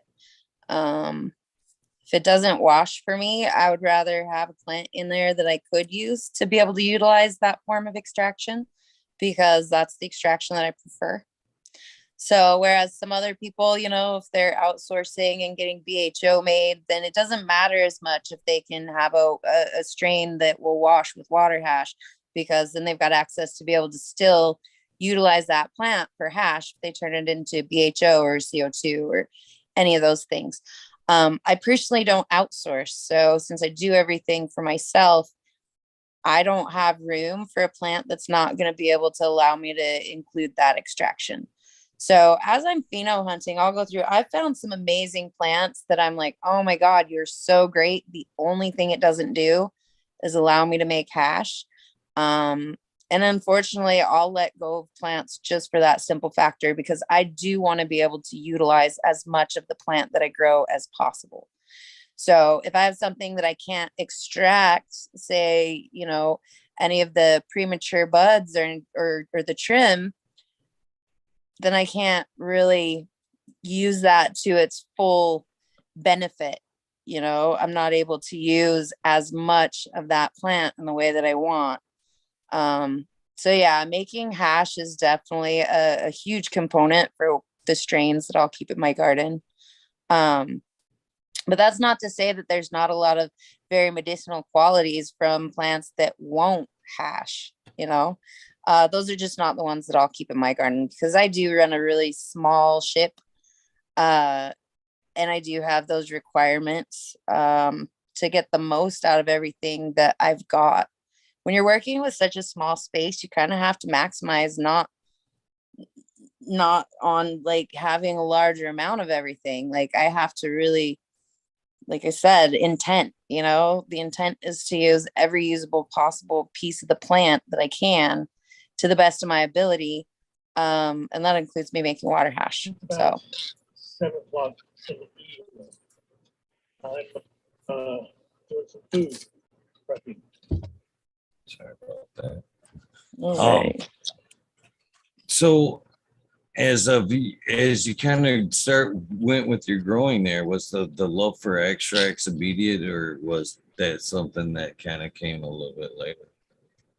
I've always loved extracts. When I was in Utah, I again, my brain starts working in a certain way and I look at things and I'm like, ooh, what is this and why? And so I remember when I had first started, you know, getting into helping these people like build their grows and whatnot, I was paying attention to what they were doing. Well, they would burn all their stalks. They would practically burn all their trim. At one point, I was like, but wait, like, can't we use that for something? It's still part of the weed, right? And they're like, meh, whatever. Like, I think about all the trim that has literally just been thrown in the fire over the years before we understood that we could actually use that for something other than butter. You know, we would take down all these plants and I would make some of it into butter, but you can only have so much goddamn butter laying around, you know? And so a lot of that would go into the fire. Uh, and just not used. Like it was just trash. I remember the day that people realized that they could actually sell their trim to extractors. Like, oh my God, it was like the best thing ever. We were like, holy shit, just calculating all the many years that they didn't do that and how much money they lost was the funniest shit ever. But I always loved hash. You know, I was always interested. Like we used to trim over screens and we would just add it back to our bowls. But I would look at the trim and be like, well, can't we make that into something? You know, this has got to be good for something other than putting on bowls. My uncle Jake, actually, the one in Idaho, he traveled the world when he was young and kind of, you know, was able to, he actually met Mila when they were younger. He met her like in the Hindu mountains or some shit. Just traveling the fucking world collecting seeds. So he got to go through all those areas that were really prominent in the hash making. And so every time hash kind of came my way, I saw the benefit of it, but I couldn't get rid of it to save my life. Like I would get those pressed hash coins and it would just be my favorite treat ever. I was like, holy shit, this gets me so fucking high. This is great. And nobody would buy it. And I was like, what the hell? So I used to like give chunks away to people to be like, here, just try it. Trust me, you know, like it's my understanding. This is kind of like what gets you high, you know, isn't it like the sticky part? Like, guys. So I've always had a love of hash. The first hash that I ever made, we used to call it Buick Tech. So we would take our keef, we would roll it up into a ball, we would wrap it in saran wrap, we would get wet newspaper, wrap it in wet newspaper, and then bake it. And pull it back out, check it, see how warm it is, check the softness, wet the newspaper again, bake it for longer. And then when we were confident that it was warm all the way through the middle, we used to take it outside and put it between two 2x4s, and we would run it over with the Buick. So we called it our Buick Tech to flatten it out, you know. And that's all that my Uncle Jake even liked to smoke. Like he would smoke a little bit of weed, but his thing was like, no, fuck that, it's the hash. So he would just have his chunks of hash and whatnot. So yeah, I've always loved hash. Before hash was cool, I loved hash and was trying to promote hash because I saw the benefit of it. And I was just like, man, this gets me 10 times as high. Like, why don't you guys like it? But yeah, nobody would pay for it. It was so weird. So yeah, I've always had a passion for hash. I've always seen it as a concentrate, and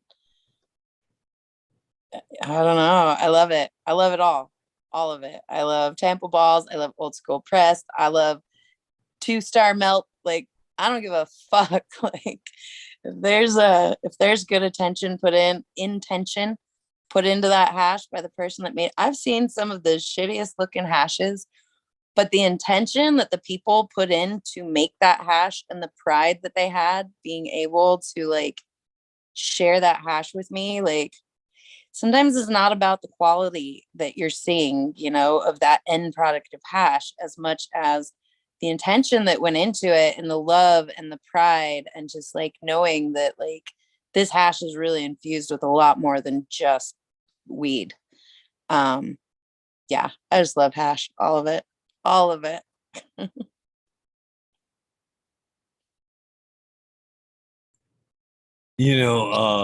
was very much grinning when you were talking about the Buick Tech.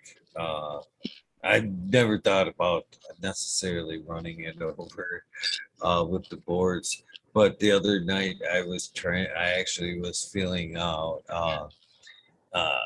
the chat in the panel during the Weed Nerd World.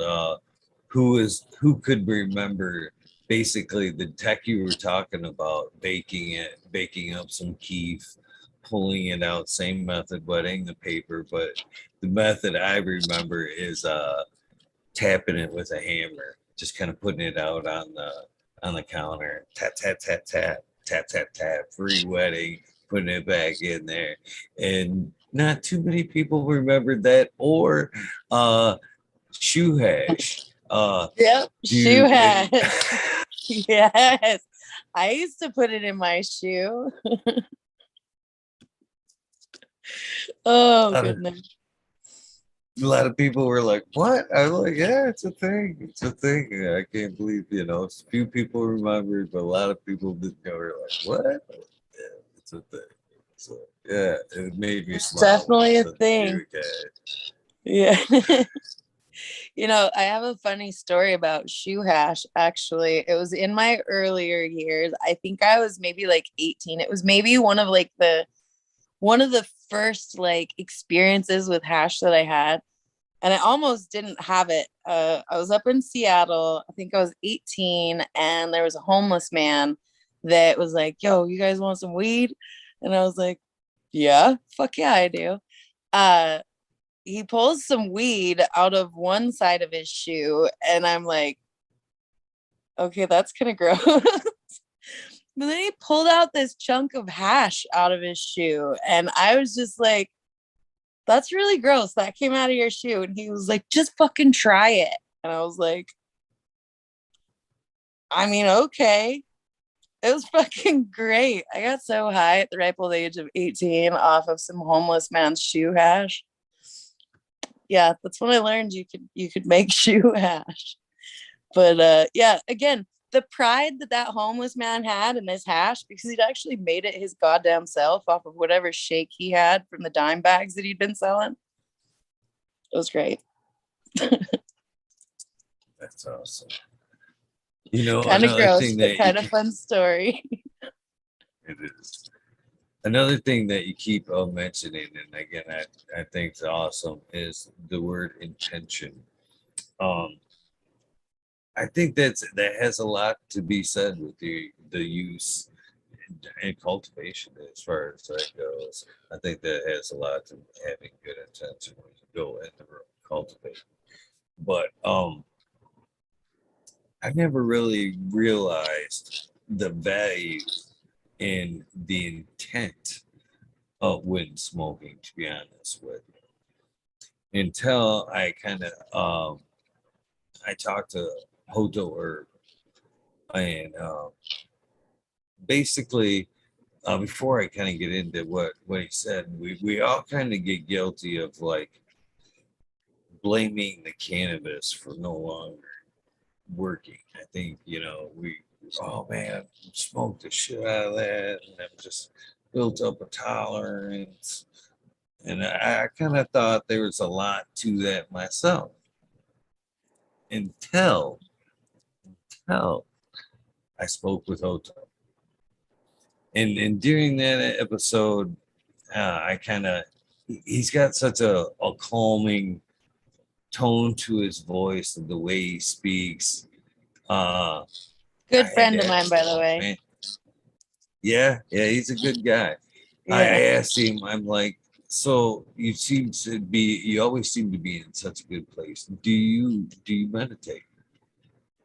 And he said, you know, I meditate every time I consume cannabis. And he kind of went over the parallels of, you know, kind of wanting to just let your mind relax and let go of things, and intent, you know, the intent of inhaling, holding the breath, exhaling was indeed a form of meditating. And then he took it even further, that he said that he chose to consume outdoors whenever possible. So during the process of, you know, consuming, breathing, the bird passing by, you know, whatever, the tree swaying could help take the mind away. And in that, I thought, you're 100% right. 100% right. And it kind of changed the way I consume cannabis because of that. And relating back to, you know, we kind of wore out that strain. I think that's because we're not smoking with the proper intent.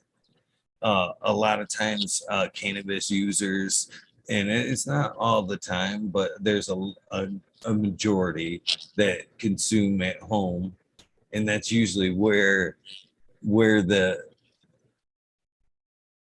wear down of the strain, we'll say, the buildup takes place.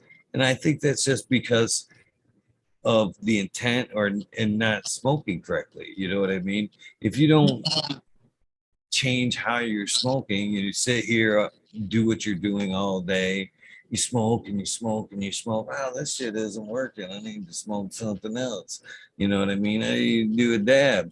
Well, you've never necessarily left your environment. You know what I mean? How do you expect it to have a different effect? So after I spoke with him, I kind of tried it. You know what I mean? It wasn't, and I found out most times it isn't the strain. You know what I mean? If I do take in mind what he said, I walk away from my situation. You know what I mean? just walk away from whatever I'm doing, go outside and kind of just let my mind wander, kind of take in that meditation value of it, and then got back to what I was doing. I noticed most times I was fucked up when I came back to doing what I was doing, smoking the same strain that I, would normally smoke all day, but not leave my environment, my bubble. You know what I mean? So I know it wasn't the cannabis; it was the intent, how I was wanting to use it. You know what I Well, mean? and There's it's the instead of building up a tolerance to the cannabis, you're building up a tolerance to your surroundings and the way that you're consuming it. It sounds like, you know, yeah, that's absolutely. So yeah, I definitely appreciate the your attitude that being mindful in life and having intent on whatever you're doing will take you so much further in life, for sure. I definitely appreciate that shit. For sure. Well, I love that story you just told because yeah, I haven't exactly necessarily thought of it that way to where if you sit in the same place, the same time, same shit over and over and over, just changing your strain is not what you need. It's so yeah, no, I love that you just told that story because yeah, change of environment, all of a sudden it changes everything. It's not just the different weed, you know? Yeah, that's a great advice for people. Well, all I did was kind of regurgitate my version of Oto's wisdom there. So Well, he's I can't take full definitely credit. he's definitely got a lot of things that him and I agree on. He's got some great views of things. And yeah, I love that story. He is definitely one of the guys that does think about things like that. And I think it's important. Um, yeah, he does things with intent for sure. Like that's why his gardens are always so great. Like I love smoking his weed. Like the love that he puts into it, it's like you can feel it, you can taste it, you can sense it, like yeah, it's all very important. But great guy, great story. I like that. So kind of back to, I know probably your least favorite subject because you have to talk about it so much, but it's one of the things you're passionate about. How did it progress from, the Buick hash days to winning awards and being as talented as you are with hash? There's got to be a lot of A to B there. Tell me how you progress with your passion. There definitely is. So started with the Buick Tech. That was great. And then along came dabs.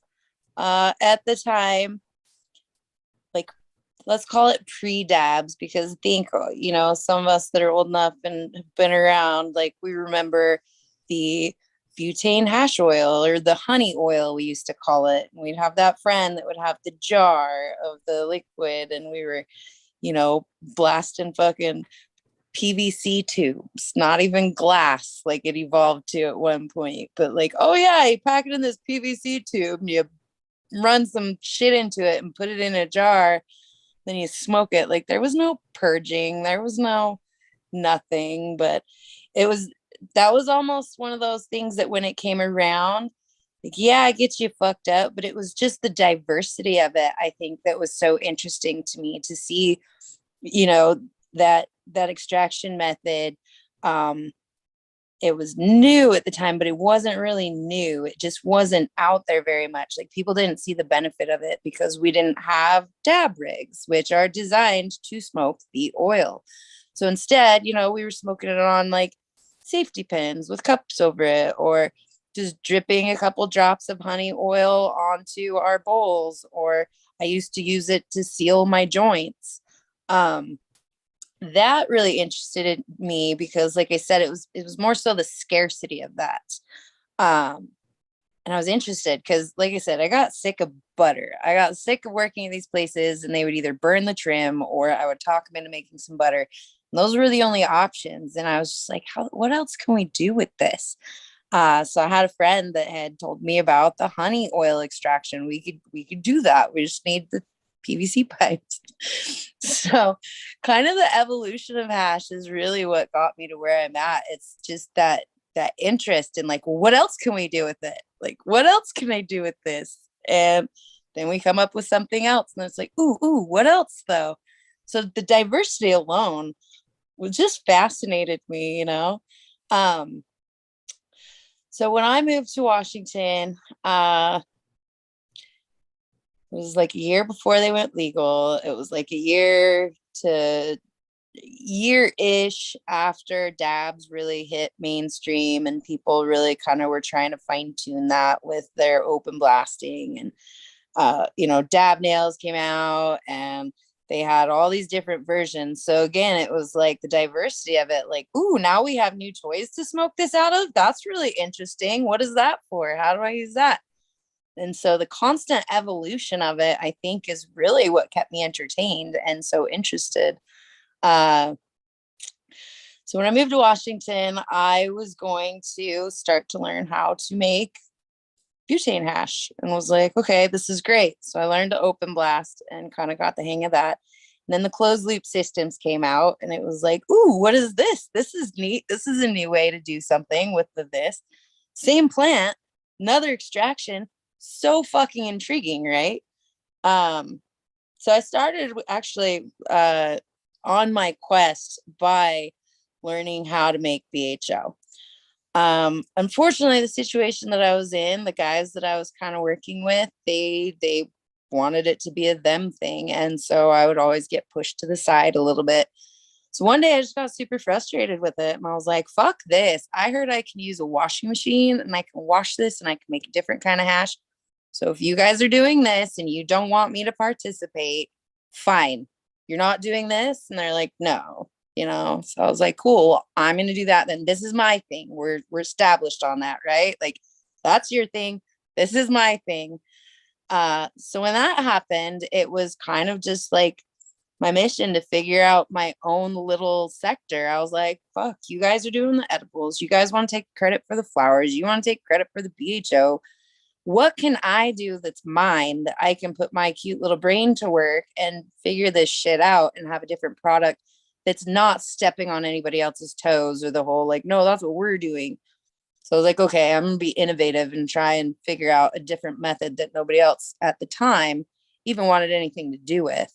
So I bought my first washing machine and I bought my first set of bags and I went through all of the different very, very, very little amount of information was available on how to actually make water hash.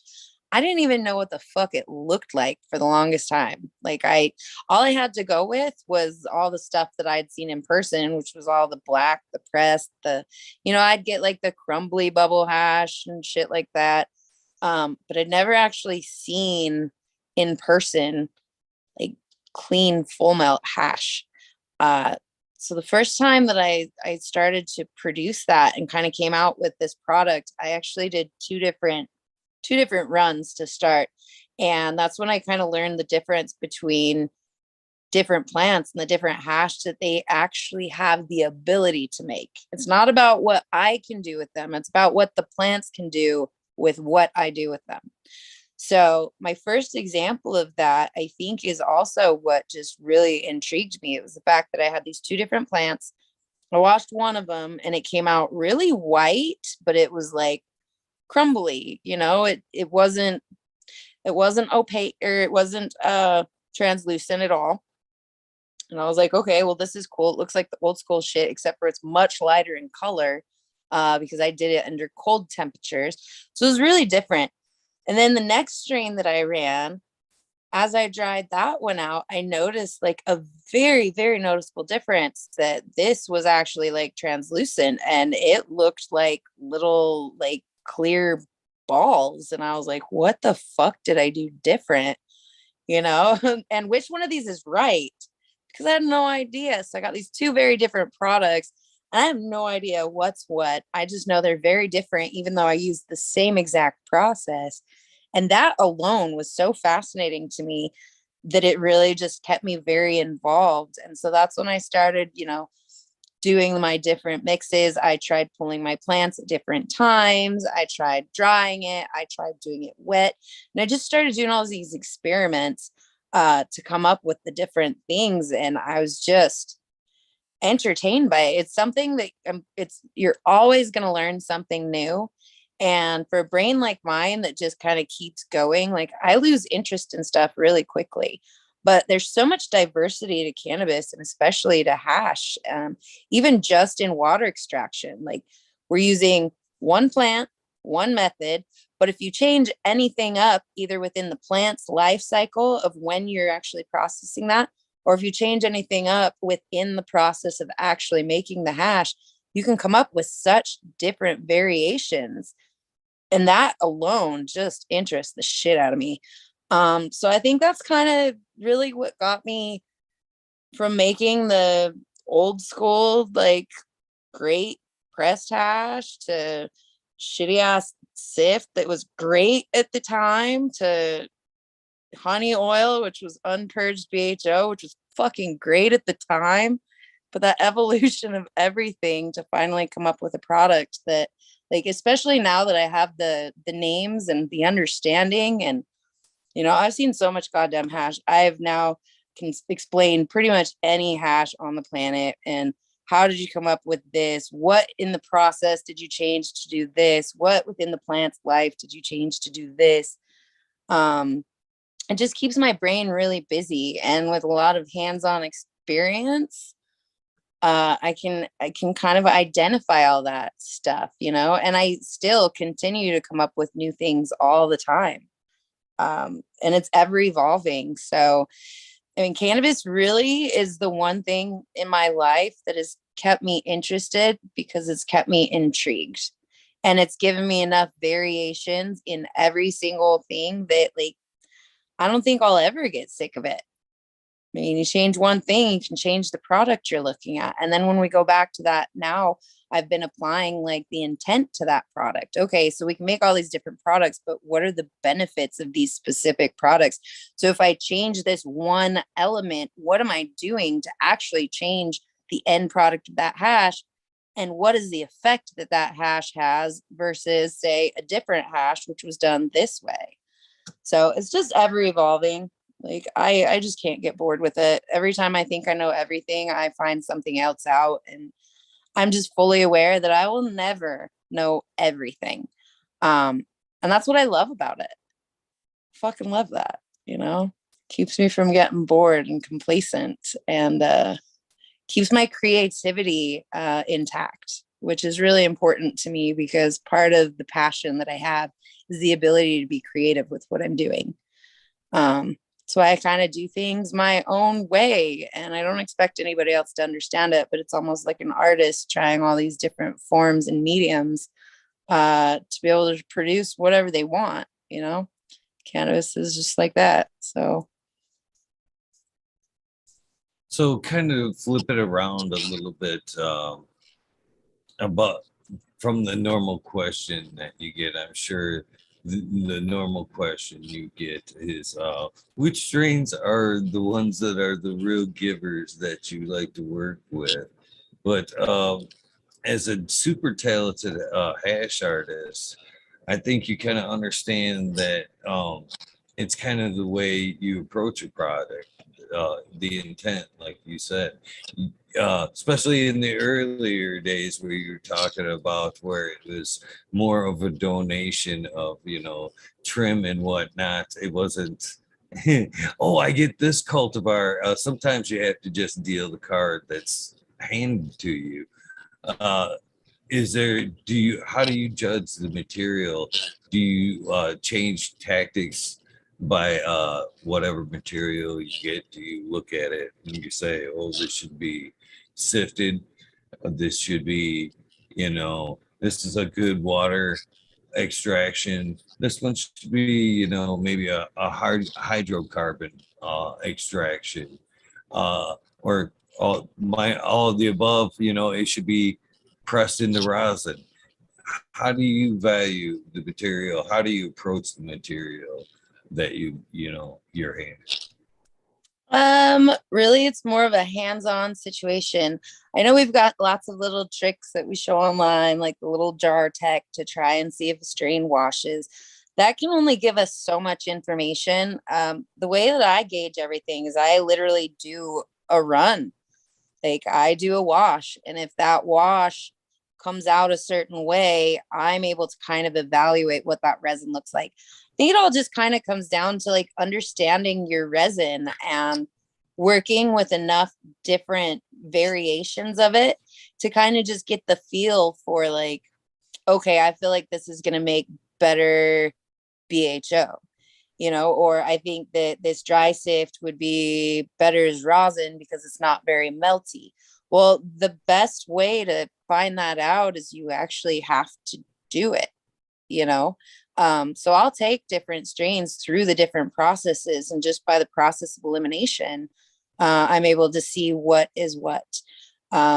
Sometimes there's strains involved that maybe don't wash so well, and we understand that. But with all the different crosses, all the different phenos, all the different, like, it's hard to say, like, oh, what washes best? Okay, well, I can tell you a strain that washes best, but you could get a clone of that maybe doesn't wash so great because it's got different components than the clone that your buddy had that he was doing that was great.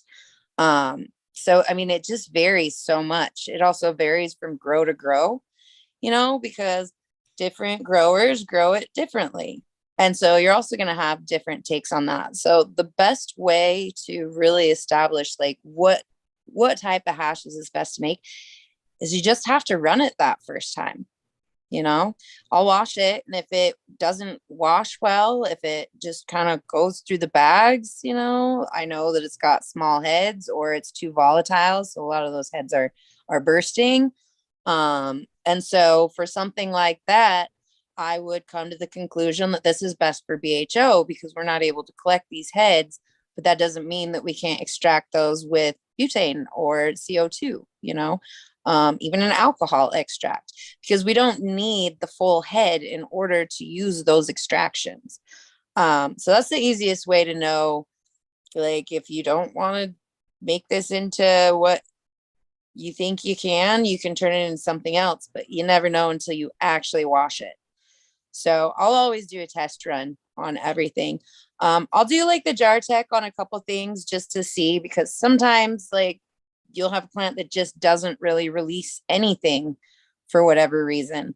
But even in that small little test jar tech, like you can't really tell the size of the heads in there. So even if you do get some heads that fall off, if they're smaller than a 25 micron bag, or if they're, smaller than the 45, like it's not going to be a great water strain, but you're still going to see some of that resin in that test batch. The only way to really get a really good feel for if something's going to be good for whatever type of hash is to do kind of like a full run of it to where you can actually test it. So sometimes I can get like a little feel, but yeah, you just got to run it that first time. Even when I run it differently. So like the difference between full melt versus rosin, like I have two different processes when I'm washing for one versus the other. Even though you take the water hash and turn it into rosin, you would think that it would be the same process, but then you just tack on that rosining it at the end where you bag it and press it, right?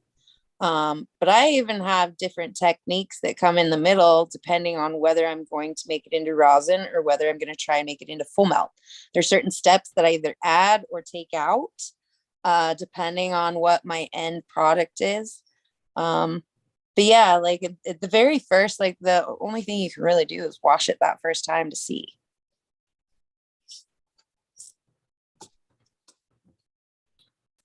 Nice. Thank you for that answer there. So again, kind of back to the intention side of things. Just kind of scroll a little bit there. I got some goofy shit going on in chat. Why can't I see the chat? What are they saying? Fill me in. All good things. They're just kind of talking. Well, right now it's a oh man, I get DOS attacked a lot in there. There's a webcam service invading chat currently. Is the problem in chat right now? And you can see chat. Actually, kind of relating to that, I used to suggest, in the interviews, that you can look chat, you can watch chat, you can bring up another device, you can see chat like that. But I've noticed during a few episodes, it tends to sway.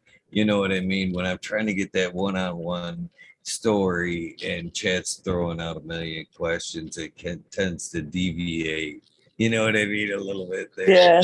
So, I The gotta get audience back can be very to- leading. Yes, the way they've kind of sidelined me a little bit currently. I should be looking at chat. Now, back to what I was trying to think here. I remember my question now. So, with the love of your hash, and again, tell me if I'm overstepping here, but what is the level that you're kind of producing hash for? Is it more of for the love of making hash, or is it becoming more of a career, I guess, if you will, more of a 9 to 5? I'm asking, are you keeping it more towards the passion side, or the income side of things? Because I would hate for something you're so passionate about, once it becomes not so fun anymore, then it's not, you know what I mean? It takes a lot of the fun out of it. It takes the heart out of it once it becomes, I gotta do this. So are you making it for the quality, the love of it, or is the intent to kind of make it a 9 to 5 at some point, just kind of a larger scale? If you had to guess, just knowing me as long as you have, what would your guess be to that?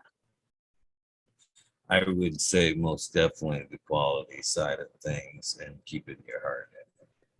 Yeah, I actually don't wash for other people very often. I absolutely could. I have people reach out to me all the time asking me if I'll make hash for them. Very, very, very rarely will I take on a project of somebody else's. And typically when I do, yeah, it's nice to get paid for it, but there's also certain other qualifications that I have in order to run somebody's stuff. All goes back to the intent. Like, are they a good person? Are they just doing this to pump out a bunch of money? Or are they actually helping people? Is there a reason that I'm going to take time out of the things that I'm doing to run hash for somebody else just to make them a bunch of money and make myself like a little portion, For me, it's literally just, it's like my art. It's what I love to do. And I don't get joy out of running somebody else's material because I have nothing to do with how that was grown. I have no control over the love that was put into that. I have no say in when that was harvested or how, so I don't have any control over the outcome per se of that hash, being able to get the most out of that plant that I can. I mean, I'll definitely get the most out of what's provided to me. But it takes a lot of, it's like taking away the first part of the equation for me, and just like, there's that. And like, that's not where I get the joy, same reason that I don't keep other people's cuts in my garden. I'll run other people's cuts every once in a while. Like if something happened and I wasn't able to have enough, or, sometimes I'll have people that like want to gift me something, like it means a lot to them. I can see that they're like, it means something to them for me to run this cut that they've provided to me out of the kindness of their heart, whether it's that they're proud of it or they get some sort of like benefit to like helping me per se, like, ooh, you needed another plant and I provided that and I'm really like super stoked to help you with that. Like those are the only circumstances that I'll really run somebody else's cut. And it's kind of the same with like making other people's hash. Like there's a certain process that is what I get the joy out of. And it's so much more than just money and good hash. It's that need for my little brain to see it from start to finish. So I take this little tiny fucking seed and I can do so much with it. You know, like so many variations that I can apply to this one seed to try and come out with the best fucking outcome that I possibly can. And that's where I get my joy from.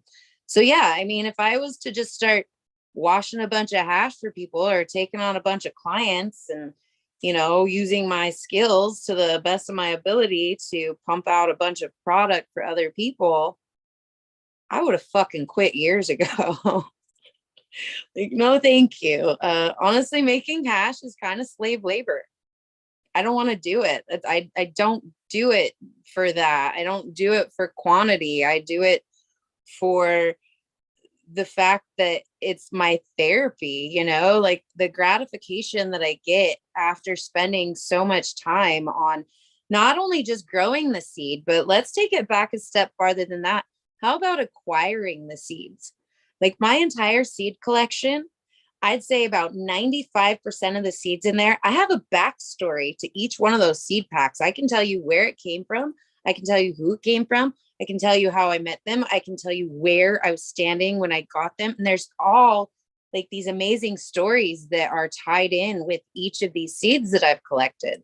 So really that's where it starts. It doesn't even start from the seed pack. It starts from acquiring that seed pack and having that emotional charge behind it of like, where did I acquire this from and what does it mean to me? You know, so it just adds so much more to like the mental therapy that I need and that the interest and being able to see it, not just, like I said, not just as a seed, but like as I'm growing it out, like having all these wonderful memories of where that came from and what this genetic is actually tied to personally for me. You know, even if it's just this Joe Nobody gave me these seeds, but he explained to me that he got this one from there and there's this amazing story and there's this passion. He's so fucking excited to give me this seed and watch me grow it to fruition.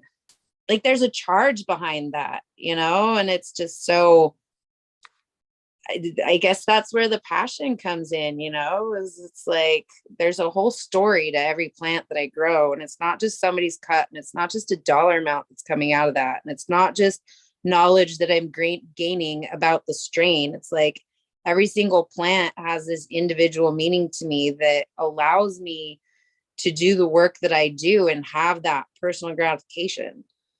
So yeah. I don't ever want to pump out just volume hash. I think that's why I've kind of leaned towards the educational side of things. Because I could get investors, I could go large scale like a lot of these people do. I could set up my own huge hash lab and supply all these different people. I don't want to do that. Like people have asked me, are we going to see Jenn Doe hash everywhere? Fuck no. But then I'm like, but wait, maybe, but how would I accomplish that? Right? Well, I accomplished that by teaching other people. So you're not going to see hash that I made, but you may see hash that I was able to teach somebody else to make and influence them to be able to provide the same quality or even just close that I do, you know, and like teaching them about the intent and teaching them how to kind of like just respect the hash, respect the plant. You know, that's where the good stuff comes from. It comes from people that do have that respect, which I am a strong believer that our plant deserves. And let's take it even clear back to the whole recreational situation. It's one of the reasons I don't like recreational. Like there is zero respect for the fucking plant. All of a sudden it's just an assembly line.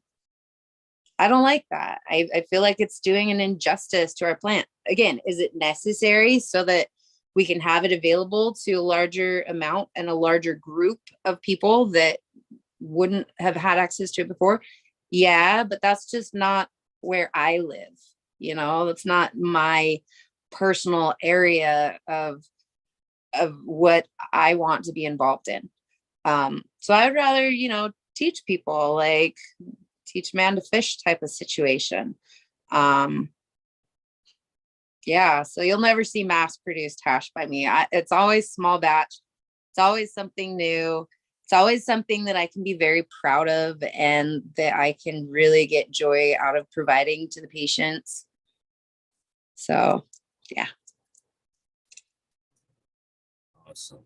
So as far as the teaching side of things, if somebody wanted to learn from an amazingly talented hash artist like yourself, how do they get in touch with you? How does that process work? Is there YouTube videos? Is there classes you offer? Or you just have to be blessed to be in the right place at the right time? How does one get a little bit of the knowledge from it? Well, that is actually a project that I'm currently working on putting together. At the moment, I would say right place, right time, catch me in the right mood and ask the right question. I'm happy to answer questions as long as it's like respectful, you know. Not saying that like asking questions is not respectful, but I'll tell you what sucks so bad is opening my messages and not even getting a hello and just getting bombarded with questions. You know what I mean? And it's like, hi, hello, I'm a person. I don't really want to answer your firing squad of questions right now. You know, like I can't write an individual book for everybody. If somebody takes the time to educate themselves, like at this moment in time, someone takes the time to educate themselves with whatever means they have, and they want to come to me respectfully and understand that like my time is valuable as well, I am more than happy to answer questions for people. It's very rare that I won't answer questions, but I'll tell you what, if someone just like fires a bunch of questions at me and there's zero appreciation, it's just an expectation, like I'm fucking Google, I'm going to skip you, you know? And to kind of combat that, like I am going to be working on classes. I'm going to be working on some YouTube classes. I just recently got my little personal hash lab kind of redone so that it looks nice on camera, so that I can function in there kind of nicely and be able to have the room to explain different things and show my processes. I am going to find a way to, I haven't decided what platform I'm going to provide that on. But I definitely do need to be able to make some money on it. You know, I've spent the last 10 years giving out all my information for free, and it's great. And I absolutely love it. But it makes it really hard for me to continue what I'm doing. Because if I'm taking all this time and instead of scaling up to do larger production, I'm instead scaling down and funneling a lot of my time into educating people to be able to do their own small extraction scale. So I'm definitely going to find a way to either put it on like a Patreon type of situation, or, you know, a website where I can maybe cater it to like the medical side, which will be different. Again, I want to kind of categorize it with intent. Like we keep going back to, so what is the intent? What do you want from me? Right? Like when we bring it down to the very basic, I can look at somebody and say, what do you want from me? Pick one. Medical, basic shit, recreational, you want award-winning shit. Like there's so many different levels of this, and I can kind of cater to all of them. I'm just really trying to figure out the best way to structure these so that it's the most beneficial and so they can really, you know, maximize my time and people's ability to get that information from me the way they need. But yeah, all of that will be in the works. Yeah, that's like one of my biggest projects that I'm working on this whole summer is being able to put together some of these instructional videos. It's just structuring them that's hard because my brain just is like, where do I start? You know? Well, it all starts from the seed that I gathered in Amsterdam at Sensi Seed Bank in 19, like, I don't know. So I'm figuring out how to fucking structure this. In addition to that, I'm also trying to figure out a way to be able to provide, like, what's the number one success factor in hash? Genetics. So I can teach somebody all of the processes that I fucking know. And if they have shitty genetics, it's not going to matter. And teach them every goddamn thing I know. If you don't have the right genetics, it doesn't matter. So that's another thing I'm trying to figure out how to incorporate in there. But yeah, it's all in the works. It's constantly evolving. Classes will be coming soon. I'd like to do some remote classes to where I can like go and like give the class somewhere else. I've thought about taking on like, maybe 2 people at a time as a more like hands-on apprentice type situation, and do say like a 4 or 5 day class to where we can actually start hands-on from the actual harvesting to the full process and running it through that. But yeah, I'm just trying to figure out how to structure all of it and figure out the best way to give people access to that. Lots of different options.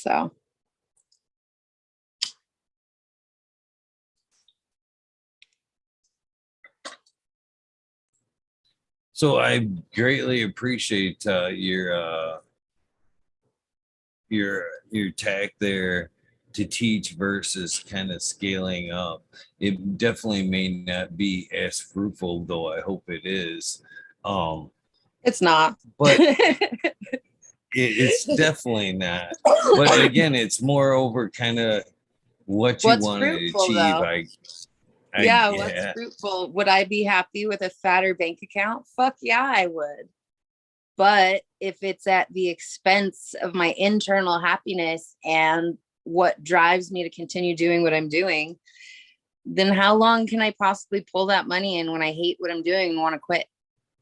So it's like it's a give take situation. Like I sacrifice some of the dollar amount to keep the quality of life. And sometimes quality of life is not dependent on dollar amount. So it's about finding kind of a happy medium for me. Like I clearly need to pay my bills and eat and take care of myself. But a lot of the taking care of myself is my ability to do what I do the way that I do it. And so it's like, I can't sacrifice that. It's a balancing act. It really is. And I still haven't found that sweet spot for me just yet. I shouldn't be struggling financially. I literally have taught so many people to make hash and I've made this much money off of it. And I don't mind it. But at the same time, like if I don't have the money to continue to do what I do, then who the fuck can I teach to do anything if I don't have the means to do so? So I'm trying to find that happy medium, but it's really hard to like add money in there when it comes to like, this is like my heart and soul. This isn't just a job for me. Like it's never been a job. Every time someone's offered to make it a job, I'm like, But I definitely want to find that happy medium. With the hash classes and the growing classes and stuff, the other thing about that is like, I want to be able to intentionally fuck shit up to be able to show people how to correct it. But in order to do that, that costs me money. It costs me money to be able to fuck up a batch of hash to show you how to recover at least 50% of it. You know what I mean? But I want the ability to be able to do that so that I can provide that experience so that when somebody finds themselves in a situation like that, they're able to correct it. So yeah, I'm trying to find a balance between all of this so that I can still continue to do what I do and make a little bit money off of it and be able to teach people like, fuck, everybody deserves good hash, right? Oh, definitely. Definitely. And again, I kind of respect the angle you're taking, because I can relate in so many ways. But this is the way I kind of see it is, yeah, you probably could be a little bit more happier with the upscaling, which may ultimately to the downfall. You end up hating what you love because it's a job. Um, that's a real thing. And then it kind of comes down to why you do it. And I think you will leave more of a legacy teaching, you know what I mean, than upscaling. Upscaling people will remember and appreciate as long as you can produce, you know what I mean? But on the teaching side of things, people will value your mark for a long time and teach and pass it along. Your teachings that they were learned will be taught and remembered for a long time. So there's a lot more weight. And again, it depends on where you find the value in what you're doing. And again, I can greatly relate because, again, I'm right there in that struggle with you, in the fact that I did this show now for, I just passed my second year mark, and all out of the love of doing it. You know what I mean? Zero intention on ever wanting to make a dollar on this, and I still hate the thought of making a dollar on it.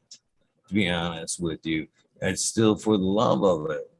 And but unfortunately, as time went on, machines, equipment started taking the shit on me. As you know, life put a squeeze on me as well, and I had to, realize, well, it's either, sink or swim at this point. You know what I mean? And as much as I hated it, I started to kind of monetize it. And I'm in a great fear of that, to be honest with you. The one thing I felt that I loved about this project all this time, and I warned everybody about it, the whole time, was I don't want your money. I want this to be a passion project. So whenever, time's up, I can walk away from this and feel good. I can show up when I want to because I feel good about wanting to do this. But once you start taking money, like you're saying, it becomes a job. You have to show up because you've took the money. You know what I mean? It's not just because you love it. You're not producing because you love it. You're showing up because you're kind of guilted into it because of the other value in it. So that's I'm on that precipice right there. And here's that you're here's talking one about. thing, like, it's great hearing that come out of your mouth as well, because that helps me to like kind of stop and analyze exactly what you're saying and exactly how I'm feeling. And part of it comes to like, we need to be able to retrain our brains to think of that in a different way. The only thing that I'm doing by not monetizing what I'm doing is giving myself the ability to do better. So it doesn't have to be a job. It comes back to that intent. Is my intent to get fucking filthy rich so I can buy a bunch of cars? No.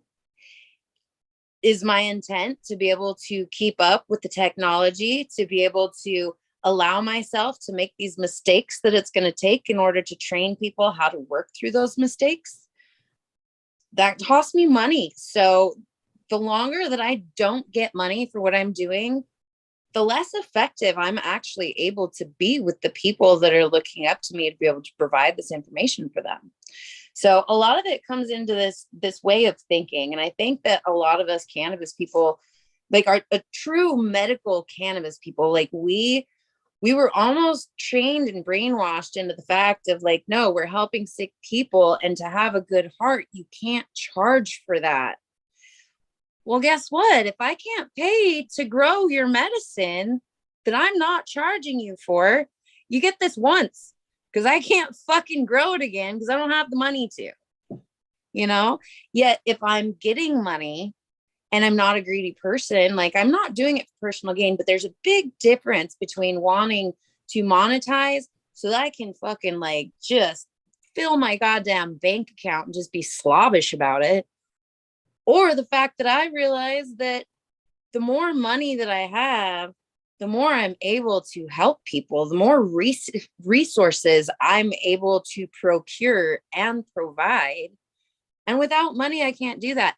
And in the meantime, well, the good people are out here taking no money. Guess what? The other shit bags are taking all of the money. And so now they have all of the resources. They have all of the fucking growth. And we're over here humble as shit. Like, well, we're broke as can be. Now we can't help you anymore because we didn't make any money. Or I can't help you to the ability that I would like to be able to because I can't afford to, because I have some idea that I should be providing all this for free because I'm for the patients. Like, it's a really fucked up mentality that a lot of people have been trapped in. It's this cycle, you know, like we have to have money in order to provide you the best. Like, I need a new fucking set of bags. If I can't buy it, what am I going to do for you? If I need to re-up on dirt for my goddamn plants and I can't do it, how am I going to teach you shit? And if I'm so fucking broke that I'm putting all my money towards that and eating goddamn ramen noodles like a lot of growers, raise your hand out there. We get it. We eat the fucking cheap shit because our money's going to our plants. Well, guess what? If I'm not healthy enough to be able to fucking take care of those plants, let alone turn around and teach people, like, what benefit is that giving us to have that humble mentality of, if I take money, this makes it a job? So it all goes about intent. You know, I don't need money because I'm doing it as a job.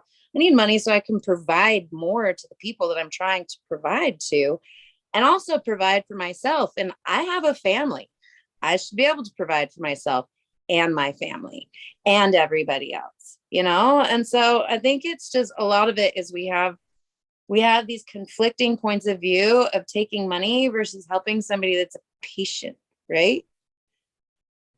I don't know. The way I see it is, if a cancer patient can fork out hundreds of thousands of millions of dollars, why am I expected to do everything for free to help them when nobody's helping me and they're willing to pay this other price? Like, it's about just understanding the way that this flow works, you know, like without incoming flow, I can't do anything for you anymore. Simple as that. I just don't have the means to. It's not that I don't want to. It's not that my passion's gone. It's that I'm fucking broke. I'm fucking stressed. I'm unhealthy because of all of it. And yet here I am struggling to help keep everybody else healthy and happy. Like, at some point, we need to remember that we need to take care of ourselves as well. And it's important to monetize things. The other thing I've realized, and I hate to fucking say it, but people appreciate shit that they pay for. If it's free, they don't fucking appreciate it. Do you know how much appreciation I get on a scale of like 1 to 10? Like 4. I get people that are like so super grateful, but then I get people, like I said, firing squad of questions. Like, it's just my responsibility to be like, I'm not your personal Google here. You know what I mean? Like, I'm not. And people don't respect that. The second that I start charging you for the information I have, you're going to, number 1, pay attention more. You're going to, number 2, fucking appreciate it because you took your hard-earned money and decided that this was valuable enough for you to be able to put money into this. And that is what gives it value, is the value that somebody will pay for it. If the value is that they'll pay nothing for it, what's the value? So unfortunately, that's kind of how the human brain works too, is people are predispositioned to understand that if I pay you for this, I value it more. Because that's my hard-earned dollars before it. If I expect everything for free, I'm valuing you at what I expect to pay for it. So that's kind of my opinion on that. And that's really like this rampant thing that it's always plagued me, is the whole like fucked up way of thinking and how people want to determine like what's okay to take money on and what's not. Where's greed versus necessity? And where would we cross from like necessity to, don't I deserve to be able to have nice things sometimes too? Like, I work really fucking hard. Why, you know, like, so yeah, I think everybody kind of needs to like put themselves in check in that situation as well, and realize that sometimes like it's okay to take money. That's why everybody works. You know, it doesn't have to be work because we're taking money. It can be that we're getting paid because we should be. And without getting paid, how the fuck are we supposed to sustain, let alone improve and continue to step forward to continue to provide for people? So sorry, that's my big spiel on that. I appreciated it and needed to hear some parts of that, and some of it I feel the same way. That's for sure. One thing that you said right off the bat that I agreed with was, and it was the feeling that I had right off the bat when I made that decision, because the decision is still fresh, like last week. You know what I mean? And it's still leaving a horrible taste in my mouth. And what you said just now made me feel a ton better, for one. But there was that initial feeling there when I decided I was going to publicly say it, because I've always kind of made it a point not to. You know what I mean? There's just, like you said, I just feel it should be free. And so when I made that announcement that I was going to, and I seen people kind of throw some support behind it, just that and alone, just the effort, just the, you know what I mean, was so powerful. Because as I talk about a lot every night, you know, I end up show with the random acts of kindness thing. But to see, you know, the random act of somebody kind of stepping in line and going, hey, I kind of believe in what you're doing. Just that effort right there reinvigorated and just kind of gave me so much fuel. You know, it wasn't even the monetary thing about it. It was more effort, The value. the stepping in. Yeah. And when that just kind of lit my mind on fire. And then I went to the next phase of what you said. I've done this with what I've gotten by on. Now I can do this. You know what I mean? And my mind went immediately to, you know, I can take this to new heights. I can, you know, expand the dream. I don't have to necessarily feel that it is something that I have to put in the bank. I can reinvest this into the new dream. And I definitely have, it reinvigorated me in a lot of ways, to be honest with you. And as well as widened the dream, gave me new reasons to want to do it, new passions. And, you know, there's some things, some dreams I've kind of let out of the bag already. And there's, you know, one bigger dream that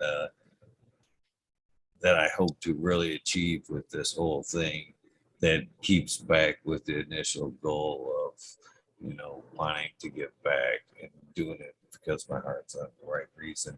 And it will be only because of the health. You know what I mean? To think I could achieve that, maybe, but it would be a lot easier, you know, with a little bit of faith. And that's what I look at it more now, faith money. Well, and look at it this way. How long are you going to want to do what you're doing if you're broke and unhappy doing what you're doing? How is that providing a service to somebody to allow ourselves to get burnt the fuck out and then we just quit? That's one option. I am broke and burnt the fuck out. What do you want from me? And then what help can I be? You know, like, what help can I be if that fire dies? Good points, that's for sure.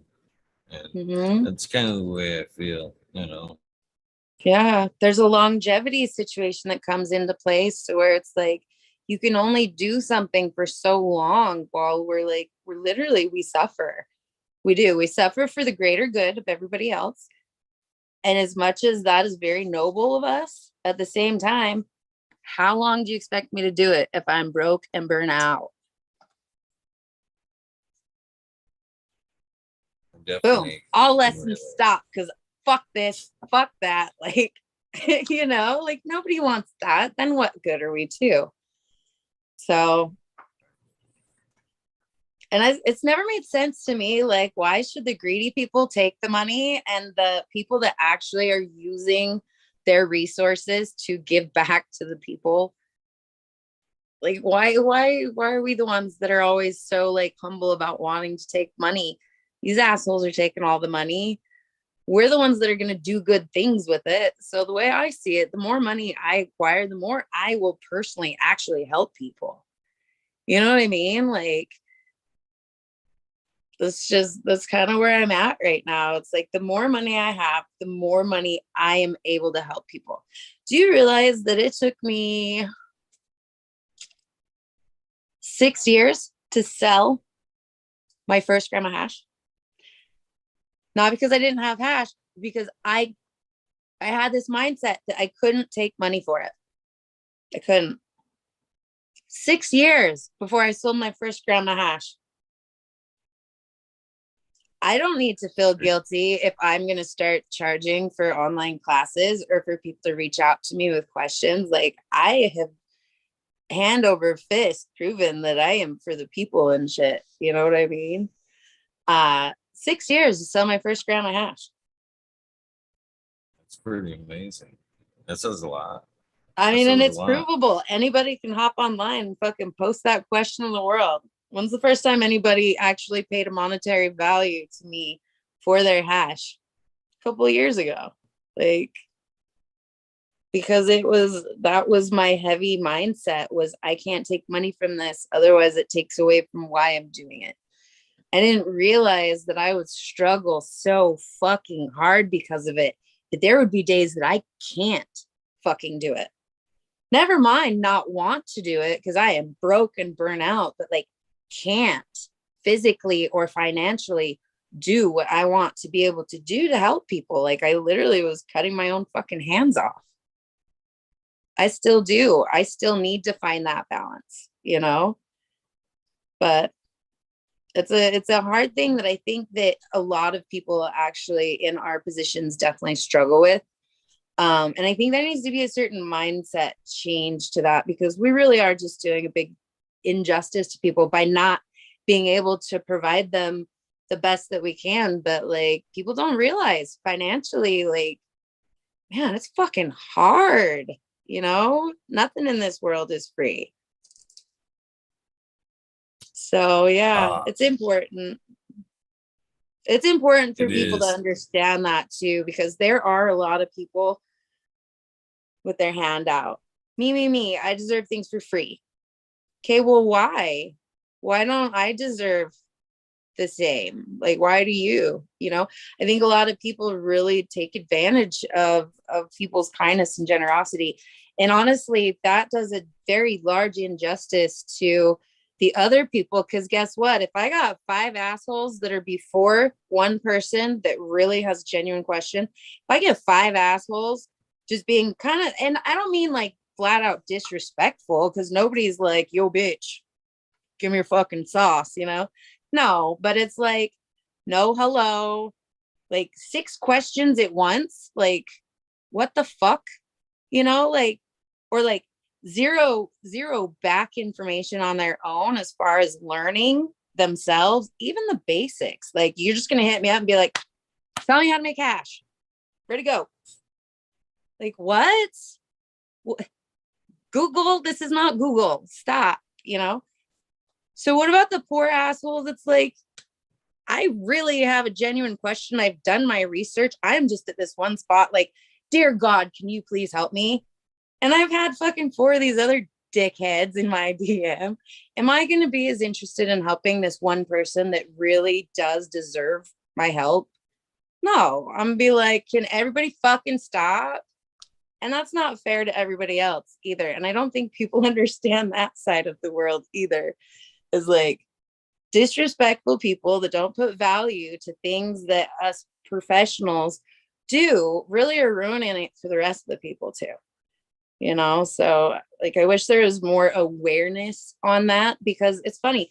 Anytime I post something and like kind of call that out, every single fucking hash maker I know reaches out and says the same thing. I don't answer questions for people anymore because I'm sick of people just expecting it. And it sucks, you know, like I think that consumers and like newly aspiring people really, like, for some reason we've lost this huge amount of respect that we became accustomed to, you know, like coming from the legacy side of things. Dude, like to have somebody just reach out to me and be like, yo, let me get a cut. Like, whoa, what? Like, that's not how things work. Like, you don't just expect that, like there's a certain amount of respect that has been lost in this new industry. And I wish that more people would speak up about it so that I didn't have to be the only asshole doing it. But I legitimately have all the other hash makers that are like, that's why I don't talk to people. And I'm like, yeah, but I don't want to be that person, you know? So yeah, to the viewers, like if that's the kind of person you are, please evaluate that and change it, because like people are growing cold and turning their back because there's no fucking respect for the people that are willing to like go forth and give their time the same way that I do, and the same way that a lot of people that have done things my way do. Like, it just sucks. I'd rather take some money for it so that I can continue that appreciation rather than just grow cold to it and be like, nope, I'm just going to make my shit. I don't have to show you anything. I do great on my own. You know, like, I don't want all of us to get like that. But there's so many people that are to that point of just like, nope. Why do you think it's so hard to find a lot of like accurate information? It's the reason that I get so many people that are like, thank you. Like I ask other people these questions and nobody will answer me. And it's like, you're welcome. But this is why, like, people are unintentionally ruining everything about why we do the way we do. And I really hope that people can like take a better look at that and like quit it. Anyway, sorry, that's my tangent, but it's a very prominent problem just in the industry as a whole. You know, like respect, like where'd it go? Value, where'd it go? I definitely, I agree 100% with you. I get to brag to say that you say you wish more people would kind of step up to the plate and do more about that. With the help of Chad Westport and myself, last week actually did a show kind of on this topic of trying to bring respect back into the community, because we've seen a lot lately in chats and the way people treat each other in the industry. Respect has dwindled quite a bit in the way people approach and some of the things that they say to people without having the slightest bit of respect for their where they are in life, their situation, all the above, was getting out of hand. So we kind of tried to address everything you were saying last week to kind of have plead with everybody that watched to kind of bring some type of level of respect back to the community before things got out of hand. And it was kind of coincidental not to bring like current events or, you know, other bullshit into it, but it was kind of echoed in the other night at the Oscars. I kind of felt that echoed. You know, it wasn't just in the cannabis community, that it was extended out into humanity in general. That line of respect of getting kind of out of hand. You know what I mean? That's what happened there. That the line of respect kind of was crossed there. You know what I mean? I kind of seen that, you know, it was kind of a wake up call for me. You know, opinions aside, should it happen? Should it happen? To me, what I seen was a reflection of what was going on in the cannabis community. It just echoed, you know what I mean? And that to me was a perfect example of, you know, not having respect, how shit could get out of hand, basically. Not saying that's what you're speaking of in general, but a level of respect, nonetheless. But Yeah. I want to slap the shit out of people like at least 3 times a day. So I get it.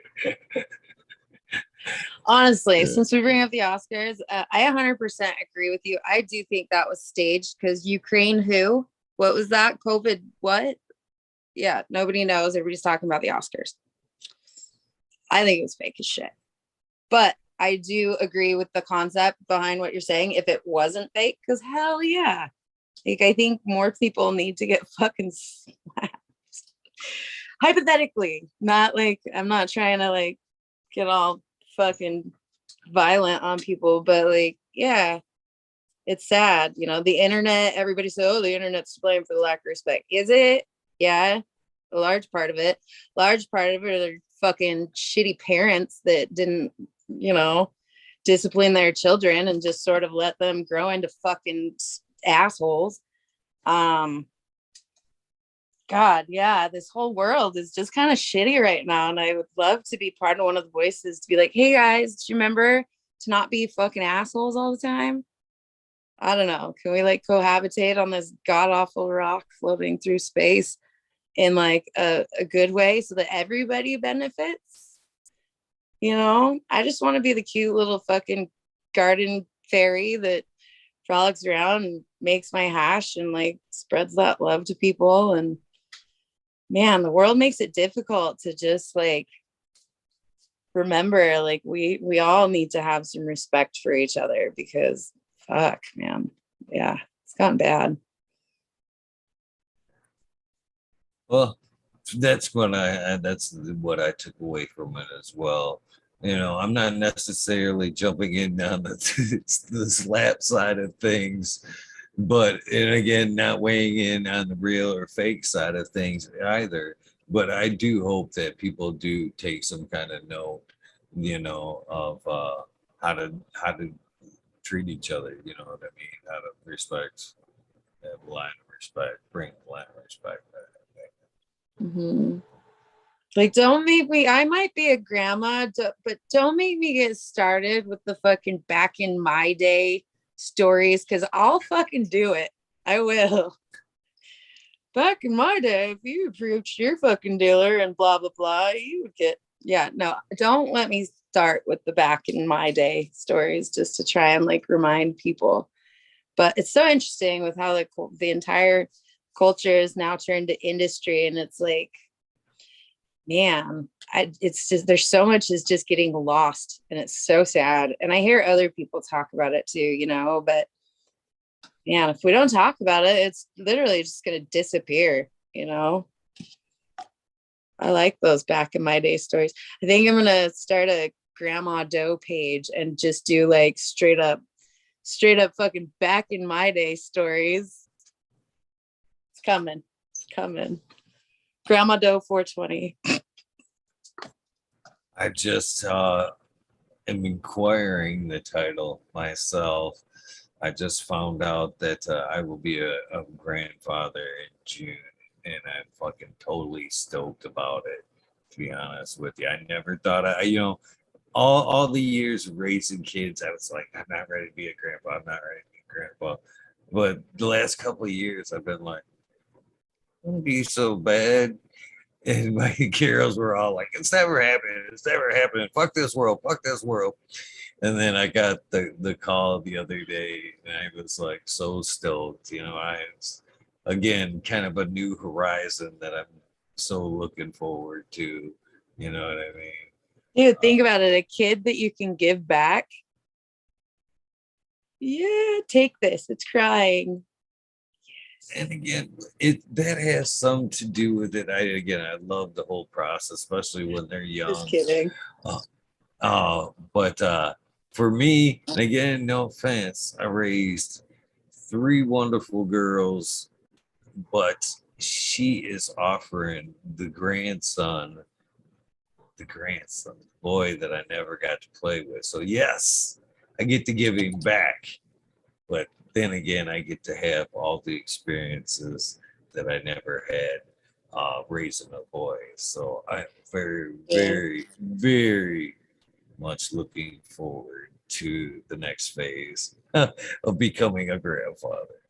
Yeah, it's funny because I really just joke about that because the mother in me is not like it's crying, take it back. It's like it's crying, give it to me. So yeah, that was more a joke. But yeah, we have that in common as well. I have 3 girls and my oldest daughter just had a little boy, and I make jokes that like I don't even know what the fuck to do with a boy. But oh my gosh, he is so cute. Unfortunately, I'm not allowed to post any pictures of him anymore because at some point a couple months ago, somebody made a couple fake accounts with all of my stuff and actually like was trying to blackmail me out of like a couple $1,000s to get them to take it down. And they were threatening to slander the fuck out of my kids. And they were posting pictures of my children. And they like, it was gnarly. They took all my pictures off my social media and then they legitimately used it against me and were trying to threaten me and told me that I needed to pay them a couple $1,000s or they were going to run my kid's name through the mud and like say that they were doing drugs and like all this crazy shit. And of course I didn't pay it because I was like, I'll fucking find you. But unfortunately, like, yeah, welcome. That's the first time that it's not the first time I've been uncomfortable that fake accounts have used my children. In posts of them being like, these packs are ready for fucking blah, blah, blah. And it's like, oh my God, that's a picture of my kid. Like, what are you doing? But this was the first time that they actually tried to spin it and tried to get money out of me to get them to shut it down. Blew me away. So yeah, unfortunately, I can't post any pictures of my adorable grandbaby, but just know he's there. And I'm kind of with you on the 3 girls and now having the opportunity to have a little boy around. It's really neat. It is. I'm blown away about the blackmail thing. That's the shitty side of living a public life. It's shitty. It's shitty. And kind of back to what we were kind of talking about, like things on my side. I feel so there's times where I kind of feel so obligated with the information that I share about my off-screen life, because I do it so often. You know what I mean? When you show up every day or close to for a couple of years and then you don't show up, it leaves a lot of what the fucks. You know what I mean? So I kind of feel at some point like I need to fill in the blanks and share the reasons why and shit. And then a lot of times I'm like, oh, that's too much. I've said too much. I've said too much. Yeah, it sucks to hear that I feel that. at some point that too much can come back and haunt you in a way like that. That really sucks. Yeah, it's really fucked up. Yeah, I feel you I don't necessarily feel obligated to share. It's just like, I don't know. A lot of the reason that I do share things that sometimes like I would kind of prefer not to, but what I get out of it is it's actually really helpful for people to have like an honest situation. Like I'm a real person. I tell people I'm not a brand. I mean, yeah, I am a brand, but I'm a fucking human and I struggle and I work really hard to do what I do and so many people, like so many circumstances that are not normal life circumstances, like someone blackmailing me over a fucking account. Let's not even talk about ex-partners that have literally like chopped me off the fucking legs and left me with nothing to fucking scrape to get by to be able to get back to just being able to support my kids. Like, yeah, I'm a brand, but I'm a single mom that is fucking had every single obstacle thrown in my way and I have to crawl out of that. And I don't necessarily want to be quiet about that all the time. Like if I was, then what good am I? Like I'm trying to provide like a real life experience on this stuff. And there's lots of different reasons behind it, at the end of the day, you know, we're all human.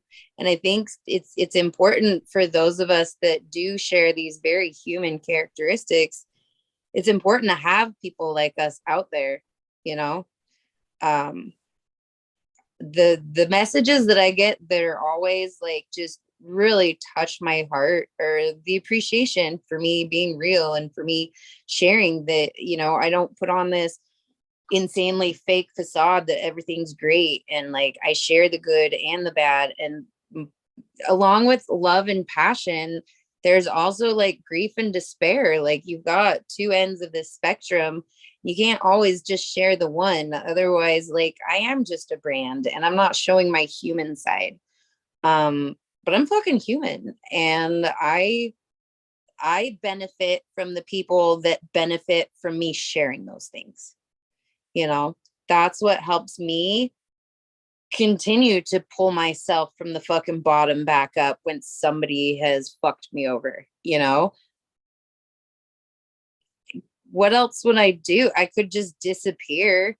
Like without encouragement from people when I need it, when I'm able to share these very personal things, without that encouragement, I ask myself, where the fuck would I be? I need that, and I benefit from it as much as people do when they're able to say, hey, your story, I resonate with that, and it really helped me in a way, whatever way it may be, you know, like that's important to me. And yeah, I feel obligated to share shit in a way, but at the same time, I don't. Like, I'm so appreciative. Anytime I'm like having a hard time and I post something about it, like there are really good people out there that still will help me. And like, as much as I boost people up and they're like, you inspire me, like, do you know how many people it takes to inspire me some days? And I do get that from that open sharing. And I wouldn't get that if I hid the shit I was going through. And then guess what? I would be alone. So it's interesting. It's an interesting spot to be in, especially when you've got people that are like, don't share so much. And it's like, be a fucking human.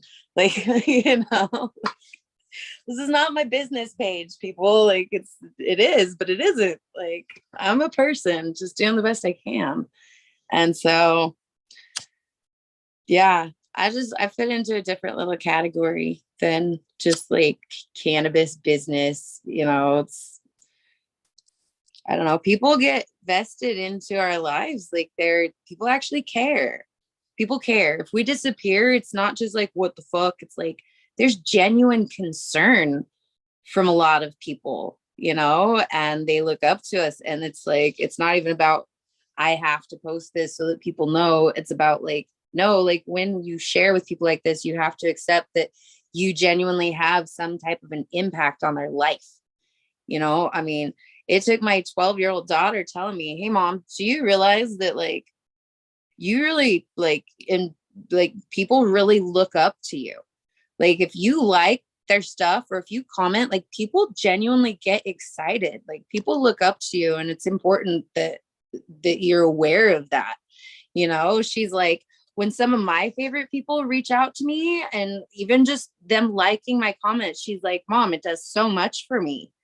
You know, she's like, because I look up to these people and that means something to me and it makes me feel good. She was like, mom, you make people feel good just even by your smallest interactions. But the fact that, you know, like you reach out personally or you share what you do, like, this is coming from my fucking 12-year-old. I was just like, kid, you're going to make me cry. But like, we need to remember that, you know, we do have the ability to have an emotional impact on people that don't even know us. And it's such a beautiful thing. Like it shows there is still humanity. Like as much as the garbage that we have to deal with, it's the not garbage. It's the that stuff. It's the people that like, I'm able to fucking make somebody's day better by simply commenting with a fucking smiley face and a heart. Like I can genuinely make somebody's day fucking better by doing that. Dude, that is so fucking heartwarming to me, you know? And so I think that's why I share as much as I do, is I see the small impact that leads to very large impact on a bigger scale than I think any of us even realize. And You know, when you have that ability with people, especially on social media or especially having your podcast, like it's almost our responsibility to be aware of that and like to make sure that we are seeing the benefit that we're providing. Like it's important. Like, what are we missing in this world? Respect and humanity. Okay, so show your human side, you know, and then don't be so blind that you don't see the respect that people actually give that. You know, people give us respect when they're like, I listened to your shit. Or, I mean, that shit means something. It does. So, yeah.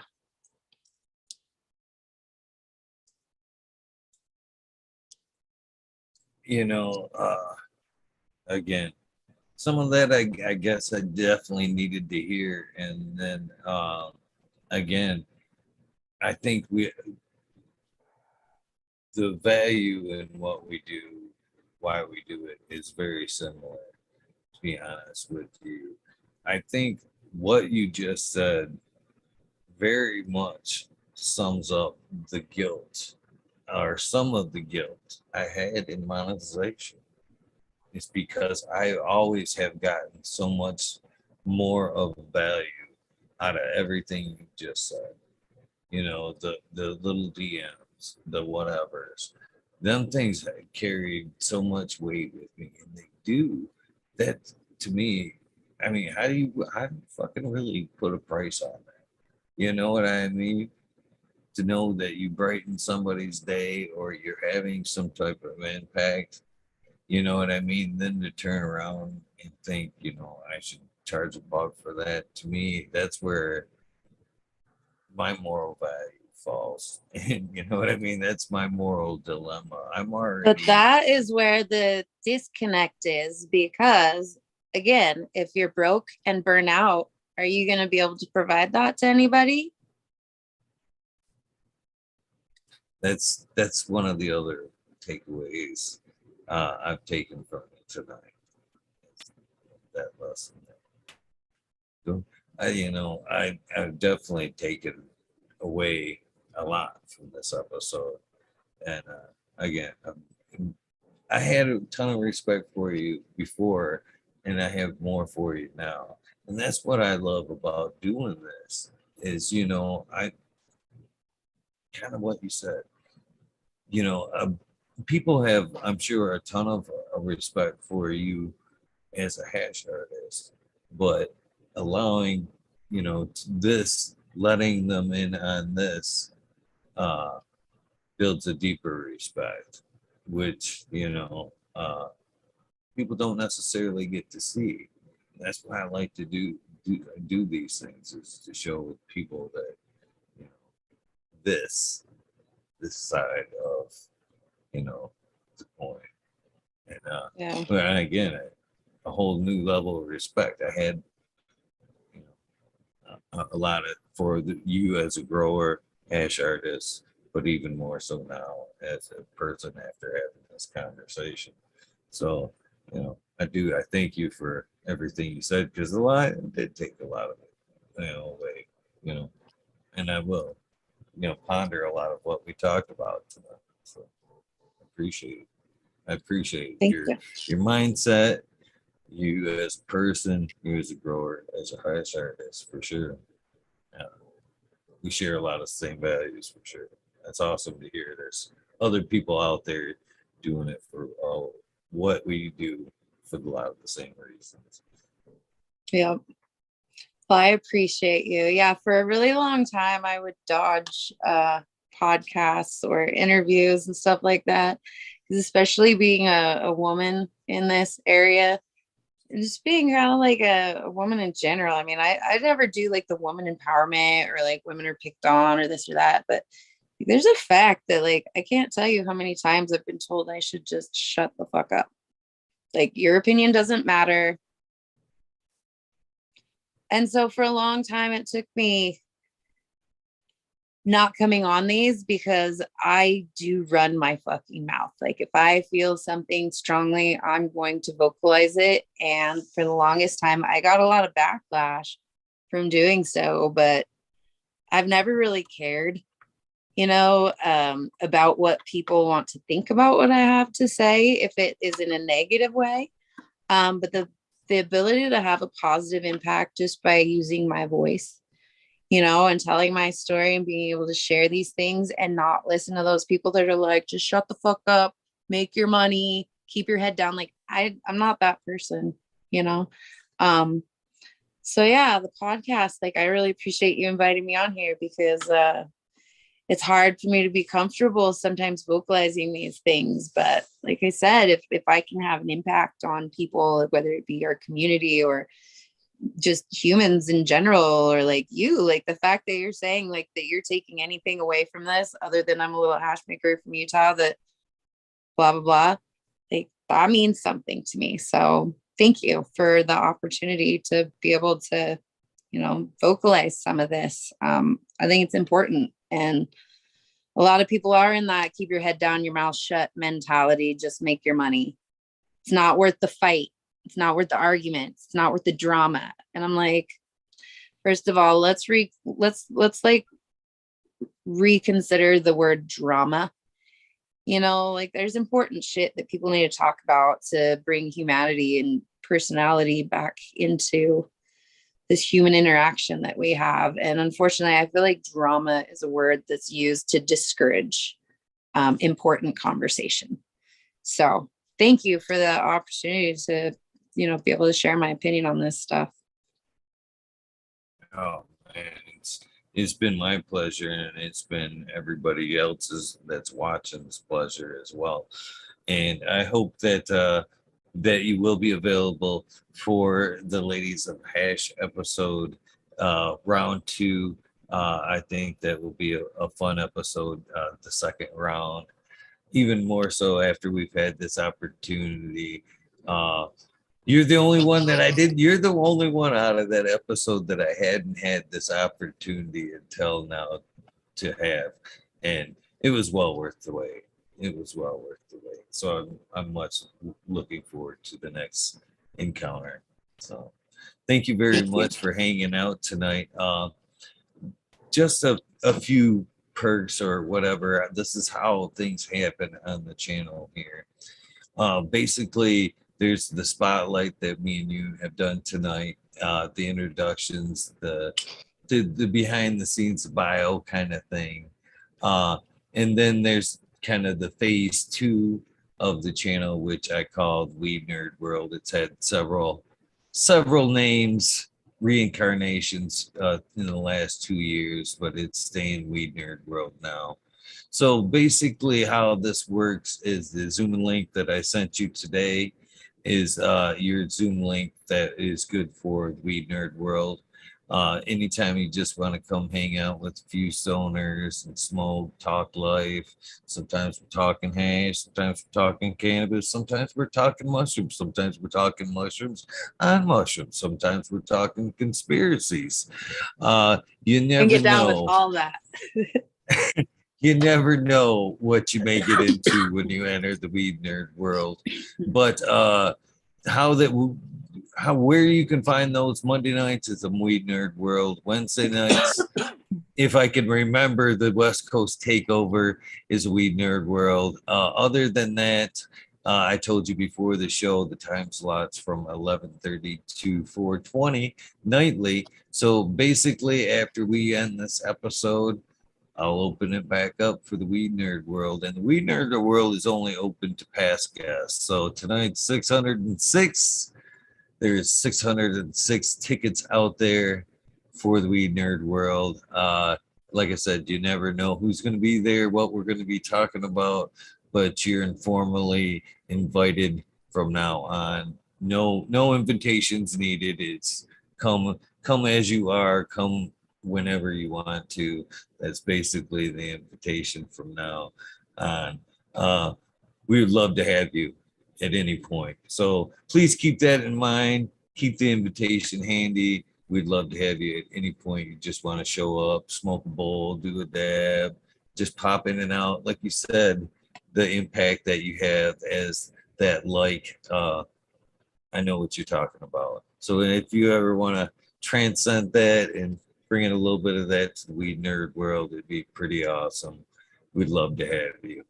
The other thing I'd like to get from you before you go is a silly little thing I call the soundbite, which my version is, hey, this is Eagle, and I'm on fucking Talking Shit with Eagle, episode 606. You can But I gotta say write whatever this you want.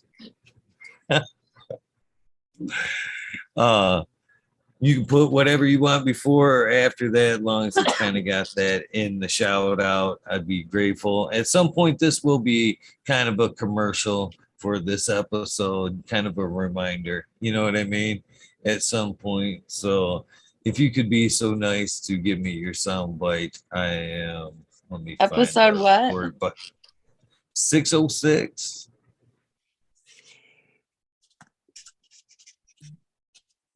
Okay. Right now? I'm ready. No. This is Jenn Doe, and I was fucking talking shit with Eagle, episode 606. Thank Anything you so else? much for your time. No, About that's what? it, man. Thank you so much for your time. You I gave got it me the quite a first bit try. this evening. First try. First try. Thank This has you been so a much lot for of having fun. me. Yeah. Before you go, just because there has been so much great feedback about this episode, the information, the conversation in general. Remind people where they can find you, the Instagram, your YouTube, where they may be able to find some of the knowledge in the future. If you could throw that out there for them. Yeah. So my Instagram is Jenn Doe 420, 2 N's, JENNDOE 420.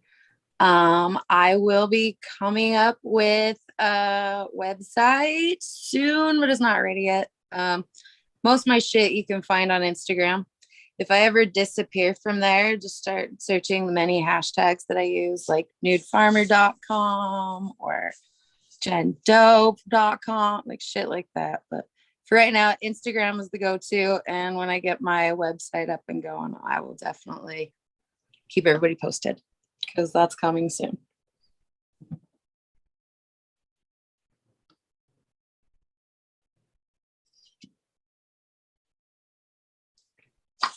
Right on. Well, again, thank you for your time. I never thought I would get a whole 3.5 hour long episode out of you, and I'm grateful for every minute of it. For those of you guys that are watching, thank you for your time. Hopefully, you will transfer over into the weed nerd world. Empty your bladders, fill your trays, and I will see you guys in a few minutes. Those of you who will not, I'm grateful, very grateful for your time as well. Please do not forget to do something nice for somebody. Random acts of kindness do save lives. Thank you one last time, Jenn Doe. I hope to see you soon. We are out of here.